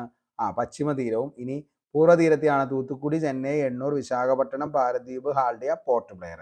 അത് പൂർവ്വ തീരത്തെ. മൊത്തം 13 തുറമുഖങ്ങൾ പറഞ്ഞാണ് നമ്മൾ. ഓക്കെ, ഇനി കഥാപാത്രങ്ങളും കൃതികളും എപ്പോഴും PSCക്ക് വളരെയധികം ഇമ്പോർട്ടൻ്റ് ആണ്. പൂയില്യൻ എന്ന് പറയുന്നത് പരിണാമം എന്ന് പറയിലെ കൃതിയിലെ കഥാപാത്രമാണ് പൂയില്യൻ. ഇനി കുഞ്ഞേനാച്ചൻ എന്ന് പറയുന്നത് അരനാഴിക നേരം. നാരായണി ബഷീർ മതിലുകളാണ്. ഇനി എന്താണ്? ചുടലമുത്തു മോഹനൻ തോട്ടിയുടെ മകൻ. രഘു അമുലു രാമൻ കർത്ത പേരുകൾ. ഭ്രാന്തൻ വേലായുധൻ ഇരുട്ടിൻ്റെ ആത്മാവ്. രവി അപ്പുക്കിളി മൈമുന അള്ളാപ്പിച്ച മൊല്ലാക്ക ഖസാക്കിൻ്റെ ഇതിഹാസം. അത്രത്തോളം നമ്മളൊക്കെ എന്താണ് മനസ്സിലേക്ക് മനസ്സിൽ വന്ന അത്രത്തോളം മനസ്സിനെ പിടിച്ചു കുലുക്കിയ നോവലുകളാണ് ഇതെല്ലാം എന്ന് പറയുന്നത്. അതുകൊണ്ട് തന്നെ ഇതിലെ കഥാപാത്രങ്ങളൊന്നും നമ്മൾ എന്ത് ചെയ്യത്തില്ല, മറക്കത്തുമില്ല. കുളൂസ്, പറക്കോടൻ, ശ്രീധരൻ ഒരു ദേശത്തിൻ്റെ കഥ. ജിതേന്ദ്രൻ മനുഷ്യനൊരു ആമുഖം. അപ്പുണ്ണി കോന്തുണ്ണി നാലുകെട്ട്. ഓമൻജി ഒരു തെരുവിൻ്റെ കഥ. അതേപോലെ ചേതന ആരാച്ചർ. അത്രയും ഇത്രയും ധൈര്യമുള്ള ഒരു സ്ത്രീയെ നമ്മൾ ചിലപ്പോൾ കഥകളിൽ മാത്രമായിരിക്കും കണ്ടിരിക്കുന്നത്. അത്രത്തോളം കറേജ് ആയിട്ടുള്ള ഒരു സ്ത്രീയാണ് ചേതന എന്ന് പറയുന്നത്. ആരാച്ചാർ KR മീര. സുഭദ്ര മാർത്താണ്ഡവർമ്മ, വെള്ളായപ്പൻ കടൽ തീരത്ത്, നജീബ്, ഇബ്രാഹിം ഖാദ്രി. കൂടുതലായിട്ട് പറയേണ്ട കാര്യമില്ല. ബെന്യാമിൻ ആടുജീവിതം. വൈത്തിപ്പട്ടർ പുഞ്ചോലക്കരയച്ചൻ. അത് ശാരദയിലെ കഥാപാത്രങ്ങളാണ്. ഓക്കെ, ഇനി നമുക്ക് ജസ്റ്റ് ഒന്ന് അതായത് 2-3 ഫോറിൻ വേർഡ്സ് ഒന്ന് നോക്കാം. ബോണഫൈഡ് എന്ന് വെച്ച് കഴിഞ്ഞാൽ ഗുഡ് ഫെയ്ത്ത് എന്നതാണ് ബോണഫൈഡ് എന്നതിൻ്റെ അർത്ഥം. അതേപോലെ തന്നെ ഫെലോഡിസി എന്ന് ചോദിച്ചു കഴിഞ്ഞാൽ സൂയിസൈഡ് ആണ്. അതേപോലെ ഫാസി മിലി എന്ന് വെച്ച് കഴിഞ്ഞാൽ എക്സാക്റ്റ് കോപ്പി. ബോൺ വോയേജ് എന്ന് വെച്ച് കഴിഞ്ഞാൽ ടു വിഷ് എ ഗുഡ് ജേർണിക്കാണ് ബോൺ വോയേജ് എന്ന് പറയുന്നത്. നമ്മൾ പറയാറില്ലേ ശുഭയാത്ര എന്നൊക്കെ പറയാറില്ലേ, അതിന് വേണ്ടിയിട്ടാണ് എന്ത് പറയുന്നത്, ബോൺ വോയേജ് എന്നതുകൊണ്ട് ഉദ്ദേശിക്കുന്നത്. ബോൺ വോയേജ് ശുഭയാത്ര, to wish a good journey. അപ്പോൾ നമ്മൾ ഇനി മുതൽ അങ്ങനെയൊക്കെ പറഞ്ഞാൽ മതി കേട്ടോ. ശുഭയാത്ര എന്നൊന്നും പറയേണ്ട, ടു ബോൺ വോയേജ് എന്ന് പറഞ്ഞാൽ മതി. അതിൻ്റെ അർത്ഥമാണ് to wish a good journey. അടുത്തത് സൈൻ ഡൈ എന്ന് ചോദിച്ചാൽ ഐഡന്റിറ്റി എന്നതാണ്, അല്ല ഇൻഡെഫിനിറ്റ്ലി എന്നതാണ് സൈൻ ഡൈ എന്നുകൊണ്ട് ഉദ്ദേശിക്കുന്നത്. സബ്ജൂട്ട്സ് എന്ന് ചോദിച്ചാൽ ബിഫോർ എ ജഡ്ജ് ഓർ കോർട്ടാണ്. Carpe diem enjoy the present day, അപ്പോൾ അതിനെയാണ് കാർപീഡിയം. നിങ്ങൾ എപ്പോഴും എന്ത് ചെയ്യുക, കാർപീഡിയം ആക്കുക, അതായത് എൻജോയ് ദ പ്രസന്റ് ഡേ. ഇപ്പം നമ്മൾ എന്ത് ചെയ്യുക, സന്തോഷിക്കുക. വരാൻ പോകുന്നതിനെ കുറിച്ച് ആലോചിച്ച് വെറുതെ ടെൻഷൻ ആകുന്നതിനേക്കാൾ നല്ലത് ഇപ്പോഴുള്ള സമയങ്ങൾ സന്തോഷത്തോടു കൂടി ജീവിക്കാനായിട്ട് ശ്രമിക്കുക. കാർപീഡിയമായി മുന്നോട്ടേക്ക് പോവുക. Modus operandi way of doing things ആണ് മോഡസ് ഓപ്പറാൻഡി. വോക്സ് പോപ്പുലി എന്ന് ചോദിച്ചു കഴിഞ്ഞാൽ വോയിസ് ഓഫ് ദ പീപ്പിൾ എന്നാണ്. എൻമസി എന്ന് ചോദിച്ചു കഴിഞ്ഞാൽ ഇന്നേ ബോഡി എന്നാണ് എൻമസി. ഓക്കെ, അപ്പോൾ ഇത്രയും കാര്യങ്ങൾ എന്ത് ചെയ്യുക, ഒന്ന് ഓർച്ചു വയ്ക്കുക. ഫോറിൻ വേർഡ്സ് ആണ്, ഇമ്പോർട്ടൻ്റ് ആണ്, ചോദിക്കാറുമുണ്ട്. ഓക്കെ, അടുത്തത് ജീവകങ്ങൾ. ജീവകങ്ങൾ നമ്മൾ ഇന്നലെ വളരെ വ്യക്തമായി ക്ലാസ് പോയതാണ്. നിങ്ങൾക്ക് വളരെയധികം എന്ത് ചെയ്തിട്ടുണ്ട്, അത് മനസ്സിലായിട്ടുണ്ടെന്ന് കരുതുന്നു. കുറേ പേര് പറഞ്ഞിട്ടുണ്ട് ഒത്തിരി ഹെൽപ്ഫുള്ളായ ആ ഒരു റിവിഷൻ എന്നുള്ളത്. അപ്പോൾ ഒന്നുകൂടി നമുക്ക് നോക്കാം. ജീവകം എ റെറ്റിനോള്, അഭാവം മൂലമുണ്ടാകുന്ന രോഗമാണ് നിശാന്തത സിറോഫ്താൽമിയ. അപ്പോൾ ജീവകം എ റെറ്റിനോൾ, നിശാന്തത സിറോഫ്താൽമിയ. ജീവകം B1 ആണ് തയാമിൻ ബെറിബെറി. ജീവകം B2 ആണ് റൈബോഫ്ലാവിൻ. ജീവകം B3 നിയാസിൻ, അഭാവം മൂലമുണ്ടാകുന്ന രോഗമാണ് പെല്ലഗ്ര. B5 pantothenic acid. അതേപോലെ B6 പിരിഡോക്സിൻ ആണ്. B7 biotin.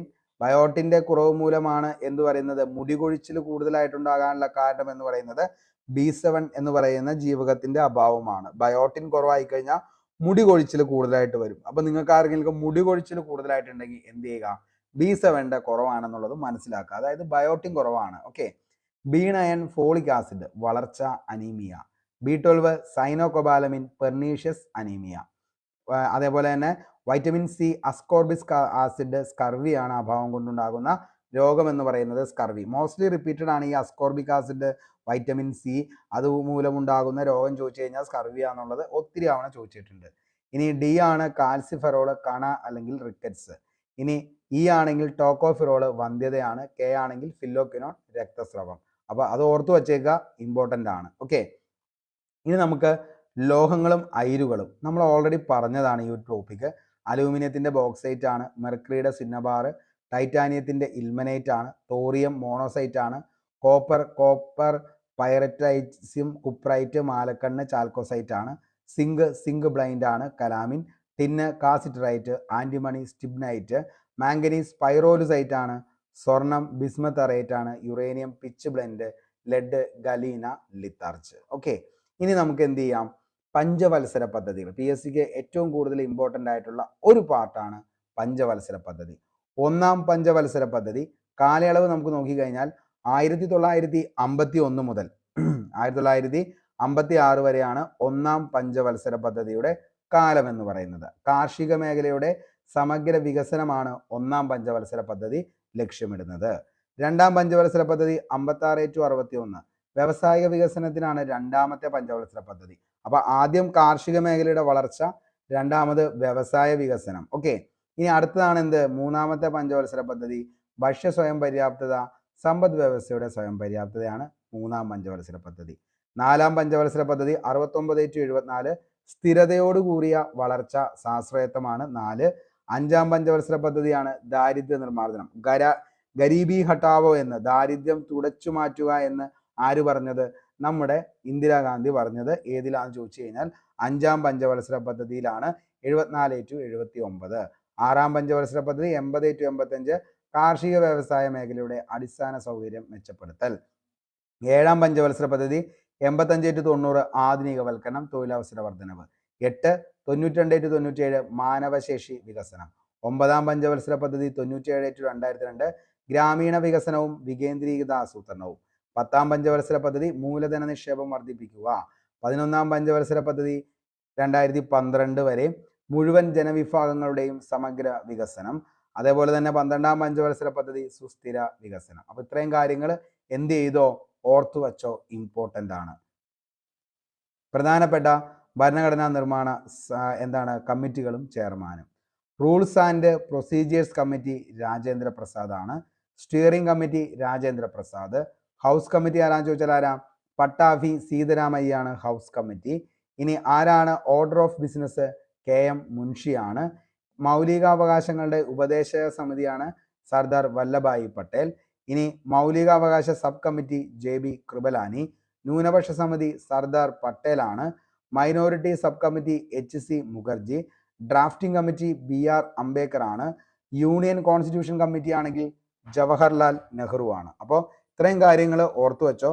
Rules and procedures Rajendra Prasad, steering committee Rajendra Prasad, house Pattabhi Sitaramayya, order of business KM Munshi, മൗലികാവകാശ ഉപദേശക സമിതി സർദാർ പട്ടേൽ, ഇനി മൗലികാവകാശ സബ് കമ്മിറ്റി JB കൃപലാനി, അതേപോലെ തന്നെ order of business KM Munshi, ന്യൂനപക്ഷ സമിതി ആണെങ്കിൽ സർദാർ പട്ടേലാണ്. ഇമ്പോർട്ടൻ്റ് ആണ്, ഒത്തിരി തവണ എന്ത് ചെയ്യാറുണ്ട്? ചോദിക്കാറുണ്ട്. ഓക്കെ. അടുത്ത് 1857 വിപ്ലവത്തിന് നേതൃത്വം നൽകിയവർ. എന്നും PSCക്ക് പ്രിയപ്പെട്ടതാണ് ഈ ഒരു ടോപ്പിക് എന്ന് പറയുന്നത്. 1857 വിപ്ലവം പൊട്ടിപ്പുറപ്പെട്ടത് എവിടെയാണ്? ഉത്തർപ്രദേശിലെ മീററ്റ് എന്ന് പറയുന്ന സ്ഥലത്താണ്. അപ്പോൾ ഏറ്റവും കൂടുതൽ എന്താണ് 1857 വിപ്ലവം വ്യാപിച്ച സംസ്ഥാനം ചോദിച്ചു കഴിഞ്ഞാൽ അതിൻ്റെ ഉത്തരവും ഏത് തന്നെയാണ്? ഉത്തർപ്രദേശാണ്. ഓക്കെ. അങ്ങനെയാണെങ്കിൽ 1857 വിപ്ലവത്തിൽ നേതൃത്വം നൽകിയവർ നമുക്കൊന്ന് ഓടിച്ചു നോക്കാം. ഡൽഹിയിൽ ബഹദൂർ ഷാ സെക്കൻഡ് ഭക്ത് ഖാൻ, ഗ്വാളിയാർ റാണി ലക്ഷ്മിഭായ്, ഝാൻസി റാണി ലക്ഷ്മിഭായ്, ബുദ്ദേൽഗഡ് റാണി ലക്ഷ്മിഭായ്, ആഗ്ര ബീഗം ഹസ്രത്ത് മഹലാണ്, ലക്നൗ ബീഗം ഹസ്രത്ത് മഹൽ, അവധ് ബീഗം ഹസ്രത്ത് മഹൽ, കാൺപൂർ നാനാ സാഹിബ് താന്തിയ തോപ്പി, ബീഹാർ കൻവർ സിംഗ്, ആര കൻവർ സിംഗ്, ജഗദീഷ്പൂർ കൻവർ സിംഗ്, ബറേലി ഖാൻ ബഹദൂർ ഖാൻ, മീററ്റ് കദം സിംഗ്. എപ്പോഴും ചോദിക്കുന്നതാണ് കാൺപൂര് നാനാ സാഹിബ്, ബീഹാർ കൻവർ സിംഗ്, ബറേലി ആരാന്ന് ചോദിച്ചാൽ ബറേലി ആരാണ്? ഖാൻ ബഹദൂർ ഖാൻ. അപ്പൊ ഇത്രയെങ്കിലും എന്ത് ചെയ്യുക?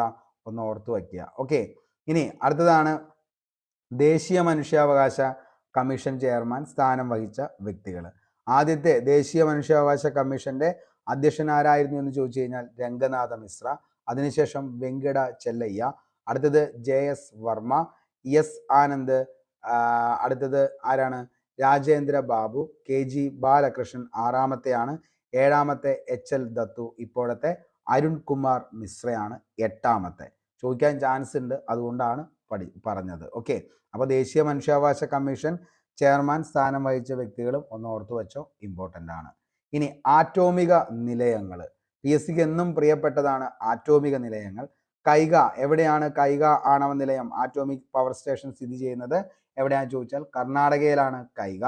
റാവത്ത് ബട്ട രാജസ്ഥാൻ, നറോറ ഉത്തർപ്രദേശ്, ജയ്താൽപൂർ മഹാരാഷ്ട്ര, കൂടംകുളം തമിഴ്നാട്, കോട്ട രാജസ്ഥാൻ. ഓക്കെ. അപ്പോൾ കോട്ട രാജസ്ഥാൻ, കൂടംകുളം തമിഴ്നാട്, ജയ്താപൂർ മഹാരാഷ്ട്ര, നറോറ എവിടെയാണ്? നറോറ ഉത്തർപ്രദേശ്, റാവത്ത് ബട്ട രാജസ്ഥാൻ.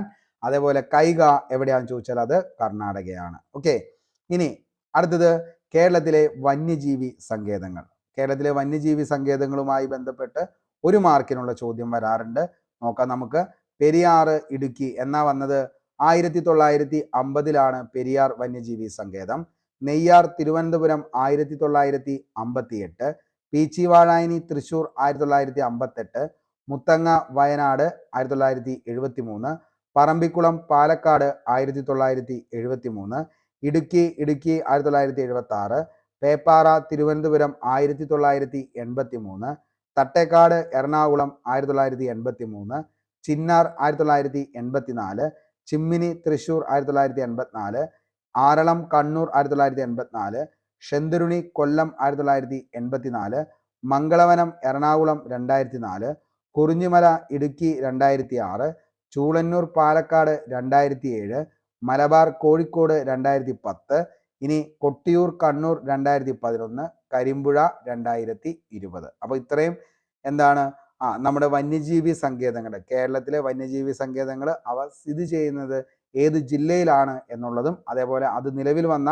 വർഷം എന്താണെന്നുള്ളത് എപ്പോഴും ചോദിക്കാറുണ്ട്. അപ്പോൾ ഇത് ഇത്രയും ഒരുമിച്ച് പഠിക്കാം. എന്താണ്?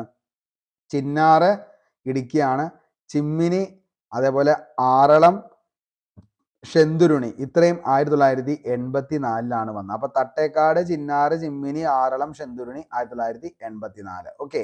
ഇനി നോക്കിയേ, മംഗളവനം, കുറിഞ്ഞിമല, ചൂളന്നൂര് അതെന്താണ്? 2004, 2006, 2007. മലബാർ, കണ്ണൂർ, കരിമ്പുഴ എവിടെയാണെന്ന് ചോദിച്ചാൽ 2020 എവിടെയാ? മലപ്പുറത്താണ്. ഒന്ന് ഓർത്തു വെച്ചോ, ഇമ്പോർട്ടൻ്റ് ആണ്. ഏറ്റവും ഇമ്പോർട്ടൻ്റ് ആയിട്ടുള്ള ആർട്ടിക്കിളുകൾ ചോദിക്കാറുണ്ട്. ആർട്ടിക്കിൾ 243 എന്താണ്? അതേപോലെ തന്നെ ആർട്ടിക്കിൾ 243 എന്താണ്? ആർട്ടിക്കിൾ 243 എന്താണ്? ആർട്ടിക്കിൾ എന്താണ്? 243 എന്താണ്? അപ്പോൾ ഇങ്ങനെയുള്ള കാര്യങ്ങൾ എപ്പോഴും ചോദിക്കാറുണ്ട്. അപ്പോൾ ആർട്ടിക്കിളുകൾ ഓരോന്നും എന്ത് ചെയ്യുക? പഠിച്ചു വയ്ക്കുക. ഓക്കെ, അപ്പോൾ എന്താണ് ആർട്ടിക്കിളുമായി ബന്ധപ്പെട്ടത് എന്താണെന്നുള്ളത് ഓരോന്നും എടുത്ത് എന്ത് ചെയ്യുക? പഠിച്ചു വയ്ക്കാനായിട്ട് ശ്രമിക്കുക. ഓക്കെ, അപ്പോൾ ഇത് ഉറപ്പായിട്ടും പഠിച്ചു വയ്ക്കുക ഈ പറയുന്ന ആർട്ടിക്കിളുകൾ. അതായത് ആർട്ടിക്കിൾ 243 മുതൽ ആർട്ടിക്കിൾ 243 വരെ. 243 എന്തിനെക്കുറിച്ചാണ് പറയുന്നത് എന്ന് ചോദിച്ചു കഴിഞ്ഞാൽ മറ്റൊന്നുമല്ല, അതായത് ഗ്രാമപഞ്ചായത്തുകളുടെ ടാക്സുകൾ പിരിക്കാനും അതേപോലെ തന്നെ അത് പിരിച്ചെടുക്കാനുമുള്ള കാര്യത്തെക്കുറിച്ച് ഇന്ത്യൻ കോൺസ്റ്റിറ്റ്യൂഷൻ പ്രൊവൈഡ് ചെയ്യുന്നതാണ് ആർട്ടിക്കിൾ 243. അങ്ങനെ എന്താണ്? ഓരോ കാര്യത്തെക്കുറിച്ചും പറയുന്ന നിർവചനമാണ് 243. 43B എന്ന് പറയുന്ന പഞ്ചായത്തുകളുടെ രൂപീകരണത്തെക്കുറിച്ചാണ്. സി പഞ്ചായത്തുകളുടെ ഘടന. അതേപോലെ 243D എന്ന് പറയുന്ന സ്ഥാനങ്ങൾ സംവരണം ചെയ്യൽ. 43E പഞ്ചായത്തുകളുടെ കാലാവധി. 43F അംഗത്തിനുള്ള അയോഗ്യതകൾ.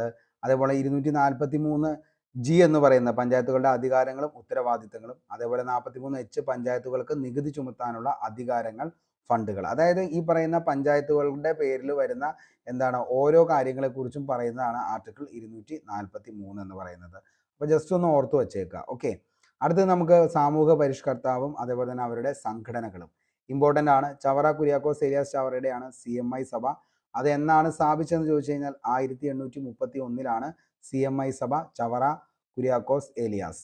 വൈകുണ്ഠസ്വാമികളുടെയാണ് സമത്വ സമാജം. നമ്മുടെ ആദ്യത്തെ തന്നെ എക്സാമിന് ചോദിച്ച ചോദ്യമാണ് Samatva Samajam. 1836 Vaikunda Swami. Doctor Palpu greater Ezhava association 1896. Sree Narayana Guru SNDP 1903. Ayyankali Sadhujana Paripalana സംഘം 1907. പണ്ഡിറ്റ് കറുപ്പൻ അരയ സമാജം 1907. പൊയ്കേൽ യോഹന്നാൻ PRDS 1909. കാവാരിക്കുളം കണ്ടൻ കുമാരനാണ് ബ്രഹ്മപ്രത്യക്ഷ സാധുജന പരിപാലന സംഘം 1911. മന്നത്ത് പത്മനാഭന്റെ നമുക്കറിയാം NSS 1914. വേലുക്കുട്ടി അരയന്റെയാണ് ഏതെന്ന് പറയുന്നത് അരയവംശ പരിപാലന യോഗം 1916. K അയ്യപ്പന്റെ സഹോദര സംഘം 1917. വാഗ്ബടാനന്ദൻ ആത്മവിദ്യാ സംഘം 1917. ബ്രഹ്മാനന്ദ ശിവയോഗി ആനന്ദ മഹാസഭ 1918. വക്കം അബ്ദുൽ ഖാദർ മൗലവി ഇസ്ലാം ധർമ്മ പരിപാലന സംഘം 1918. വക്കം അബ്ദുൽ ഖാദർ മൗലവി മുസ്ലിം ഐക്യ സംഘം 1922. ആനന്ദതീർത്ഥൻ ജാതിനാശിനി സഭ 1933. അക്കമ്മ ചെറിയാൻ ദേശസേവിക സംഘം 1938. PK Chathan master Kerala Pulaya Mahasabha 1970. Important ആണ്, ഓർത്തു വെച്ചോ, 1 മാർക്ക് നമുക്ക് അവിടെ കിട്ടും. ഓക്കെ, ഇനി നമുക്കറിയാം വാതകങ്ങളും അവയുടെ വ്യാപ്തവും. നൈട്രജൻ എത്രയാണ് അന്തരീക്ഷത്തിൽ? 78.08. ഓക്സിജൻ 20.95. ആർഗൺ ആണെങ്കിൽ എത്രയാണെന്ന് ചോദിച്ചാൽ 0.93. Carbon dioxide 0.037. Ozone 0.01. Neon 0.02.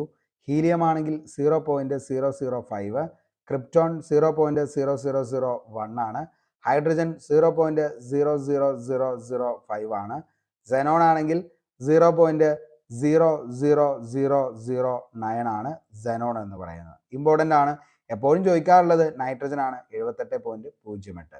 Oxygen 20.95. Argon 0.93. Carbon dioxide 0.037. ഇവിടെ വെച്ച് നിർത്താറുണ്ട്, വേണമെങ്കിൽ ഒരെണ്ണം കൂടി പഠിച്ചോ. ഓസോൺ 0.01.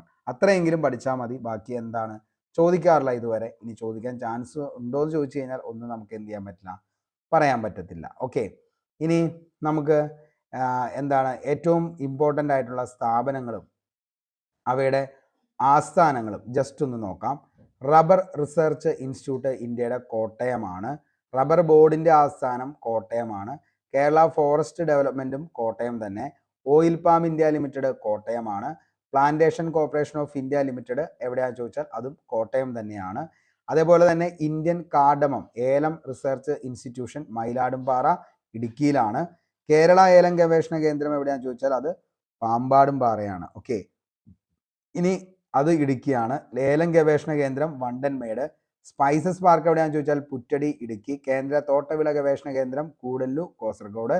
അതേപോലെ തന്നെ കേന്ദ്ര തോട്ട വിള ഗവേഷണ കേന്ദ്രം ഗൂഡല്ലൂർ കാസർഗോഡ്, നാളികേര ഗവേഷണ കേന്ദ്രം Pilicode Kasaragod, regional agriculture research station Pilicode Kasaragod, spices board of India Sugandha Bhavan Kochi, Indian institute of spice research Kozhikode, സംസ്ഥാന നാളികേര ഗവേഷണ കേന്ദ്രം ബാലരാമപുരം തിരുവനന്തപുരം, നാളികേര വികസന ബോർഡ് കൊച്ചിയാണ്. ഓക്കെ, അപ്പോൾ ഇത്രയും കാര്യങ്ങൾ PSC എപ്പോഴും ചോദിക്കാറുണ്ട്. ഓരോ സ്ഥാപനങ്ങളും അതേപോലെ തന്നെ അവയുടെ ആസ്ഥാനം ഏതാണെന്നുള്ളത് എപ്പോഴും ചോദിക്കുകയാണ്. ഏലം ഗവേഷണ കേന്ദ്രം വണ്ടൻമേട്, നാളികേര ഗവേഷണ കേന്ദ്രം പീലിക്കോട് കാസർഗോഡ്, അതേപോലെ Indian institute of spice research എപ്പോഴും ചോദിക്കാറുണ്ട് കോഴിക്കോടാണ്. അതേപോലെ തന്നെ ചോദിക്കുന്ന മറ്റൊരു ചോദ്യം എന്ന് പറയുന്നത് ഈ പറയുന്ന കേന്ദ്ര തോട്ടവിള ഗവേഷണ കേന്ദ്രം എവിടെയാണെന്ന് ചോദിച്ചാൽ അത് കുഡ്ലു ആണ്, കാസർഗോഡ്. മിക്കപ്പോഴും കാസർഗോഡ് തന്നെയാണ് ഉത്തരം വരാറുള്ളത്. കേന്ദ്ര തോട്ടവിള ഗവേഷണ കേന്ദ്രം കുഡ്ലു കാസർഗോഡ്. ഒന്ന് പഠിച്ചു വച്ചോ, ഇമ്പോർട്ടൻ്റ് ആണ്. ഓക്കെ, അടുത്ത് നമ്മൾ പറഞ്ഞതാണ് ദേശീയ ജലപാത 1 ഗംഗാ നദി അലഹബാദ് മുതൽ ഹാൽഡിയ വരെ 1620, ദേശീയ ജലപാത 2 ബ്രഹ്മപുത്ര നദി മുതൽ ധൂബ്രി വരെ 891 കിലോമീറ്റർ, NW3 കേരളത്തിൽ കൊല്ലം മുതൽ കോട്ടപ്പുറം വരെയുള്ള പശ്ചിമ തീര കനാൽ 205 കിലോമീറ്റർ, ദേശീയ ജലപാത 4 ഗോദാവരി കൃഷ്ണ നദിയുമായി ചേർന്ന് കാക്കിനട മുതൽ എവിടെയാ പുതുച്ചേരി വരെ നീളുന്ന കനാലാണ് 1095 കിലോമീറ്റർ, NW5 പൂർവ്വതീര കനാലുമായി ബന്ധിപ്പിച്ചുള്ള ബ്രാഹ്മണി മഹാനദി ഡെൽറ്റ നദി വ്യവസ്ഥ 623 കിലോമീറ്റർ. വെരി വെരി ഇമ്പോർട്ടൻ്റ് ആണ്. ബന്ധിപ്പിക്കുന്ന ചുരങ്ങൾ വളരെ വളരെ ഇമ്പോർട്ടൻ്റ് ആയിട്ട് എന്നും PSCക്ക് പ്രിയപ്പെട്ടതാണ്. ചുരങ്ങളും ബന്ധിപ്പിക്കുന്ന സ്ഥലങ്ങളും. സോജില ചുരം ശ്രീനഗർ കാർഗിലാണ്. സോജില ചുരം ശ്രീനഗർ കാർഗിൽ സോജില. ബെനിഹാൽ ജമ്മു ശ്രീനഗർ ആണ് ബെനിഹാൽ. ഇനി ഖാർഡുങ്ല ചുരം ലേ സിയാച്ചിൻ ഗ്ലേസിയർ ആണ് ഖാർഡുങ്ല ചുരം. ഷിപ്കില ചുരം എന്ന് പറയുന്നത് ഹിമാചൽ പ്രദേശ് ടിബറ്റ് ആണ് ഷിപ്കില ചുരം. റോക്താങ് ചുരം ഹിമാചൽ പ്രദേശ് കുളു ലാഹുൽ സപ്തി താഴ്വര. ഇനി ബാരാലപ്ച ഹിമാചൽ പ്രദേശാണ് ലാഹുൽ ലഡാക്ക്. ഇനി നാദുല ചുരം മോസ്റ്റ്ലി റിപ്പീറ്റ് എടുത്ത ചോദ്യമാണ് നാദുല സിക്കിം ടിബറ്റ്. ജലപ്ല ചുരം സിക്കിം ലാസയാണ് ജലപ്ല ചുരം. ലിപുലേക്ക് ആണെങ്കിൽ ഉത്തരാഖണ്ഡ് ടിബറ്റ് ആണ് ലിപുലേക്ക്. ഇനി ബോംഡില ചുരമാണെങ്കിൽ അരുണാചൽ പ്രദേശ് ടിബറ്റ് ആണ് ബോംഡില. ദിഹാങ് പാസ് അരുണാചൽ പ്രദേശ് മാണ്ഡ്ലെ. ഇനി പാലക്കാട് ചുരം പാലക്കാട് കോയമ്പത്തൂരാണ് പാലക്കാട് ചുരം. അപ്പോൾ ഇത്രയും കാര്യങ്ങൾ ഉറപ്പായിട്ടും ചുരങ്ങളുമായി ബന്ധപ്പെട്ട് എന്ത് ചെയ്യുക, ഓർത്തു വയ്ക്കുക. വെരി വെരി ഇമ്പോർട്ടൻ്റ് ആണ്. UNICEF New York, UN women New York, അന്താരാഷ്ട്ര നാണയനിധി വാഷിംഗ്ടൺ DC, ലോകബാങ്ക് വാഷിംഗ്ടൺ, UN യൂറോപ്പിന്റെ ആസ്ഥാനം ജനീവ സ്വിറ്റ്സർലൻഡ്, ലോക വ്യാപാര സംഘടന ജനീവ, ലോക ആരോഗ്യ സംഘടന ജനീവ, അന്താരാഷ്ട്ര തൊഴിൽ സംഘടന ജനീവ, ഐക്യരാഷ്ട്ര അഭയാർത്ഥി കമ്മീഷൻ ജനീവ, അന്താരാഷ്ട്ര മാരിടൈം സംഘടന ലണ്ടനാണ്, അന്താരാഷ്ട്ര നീതിന്യായ കോടതി ഹേഗ് നെതർലാൻഡ്, അന്താരാഷ്ട്ര ആണവോർജ ഏജൻസി വിയറ്റ്നാം ഓസ്ട്രിയ. ഓക്കെ, പിന്നെ നമുക്കറിയാം 1857 വിപ്ലവം നയിച്ച ആളുകൾ ആരൊക്കെയാണെന്നുള്ളത് നമ്മൾ പറഞ്ഞു. കാൺപൂർ ആരാന്ന് ചോദിച്ചാൽ അത് നാനാ സാഹിബാണ്.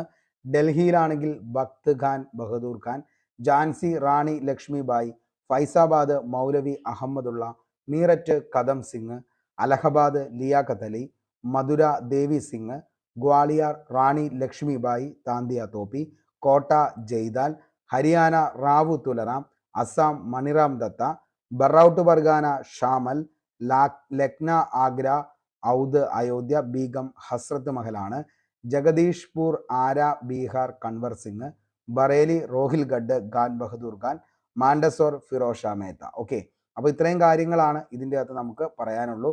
അപ്പോൾ ഇത്രയും നിങ്ങൾക്ക്, അതായത് ഒരു വൈഡ് ആയിട്ടുള്ള ഒരു ഏരിയ ആണ് നമ്മൾ വളരെ സിമ്പിളാക്കി അതിൻ്റെ എന്തൊക്കെ കാര്യങ്ങളാണോ വേണ്ടതെന്ന് മാത്രം നിങ്ങൾക്ക് എന്ത് ചെയ്ത് സെറ്റ് ചെയ്തുകൊണ്ടുള്ള ഒരു ക്ലാസ് ആയിരുന്നു. നിങ്ങൾക്ക് എല്ലാവർക്കും ഉപകാരപ്പെട്ടു എന്ന് കരുതുന്നു. കാരണം അത്രത്തോളം ഒരു എന്താ പറയുക വൈഡ് ആയിട്ടുള്ള ഒരു കണ്ടന്റാണ് വളരെ സിമ്പിളാക്കി നിങ്ങളുടെ മുന്നിലേക്ക് എത്തിച്ചത്.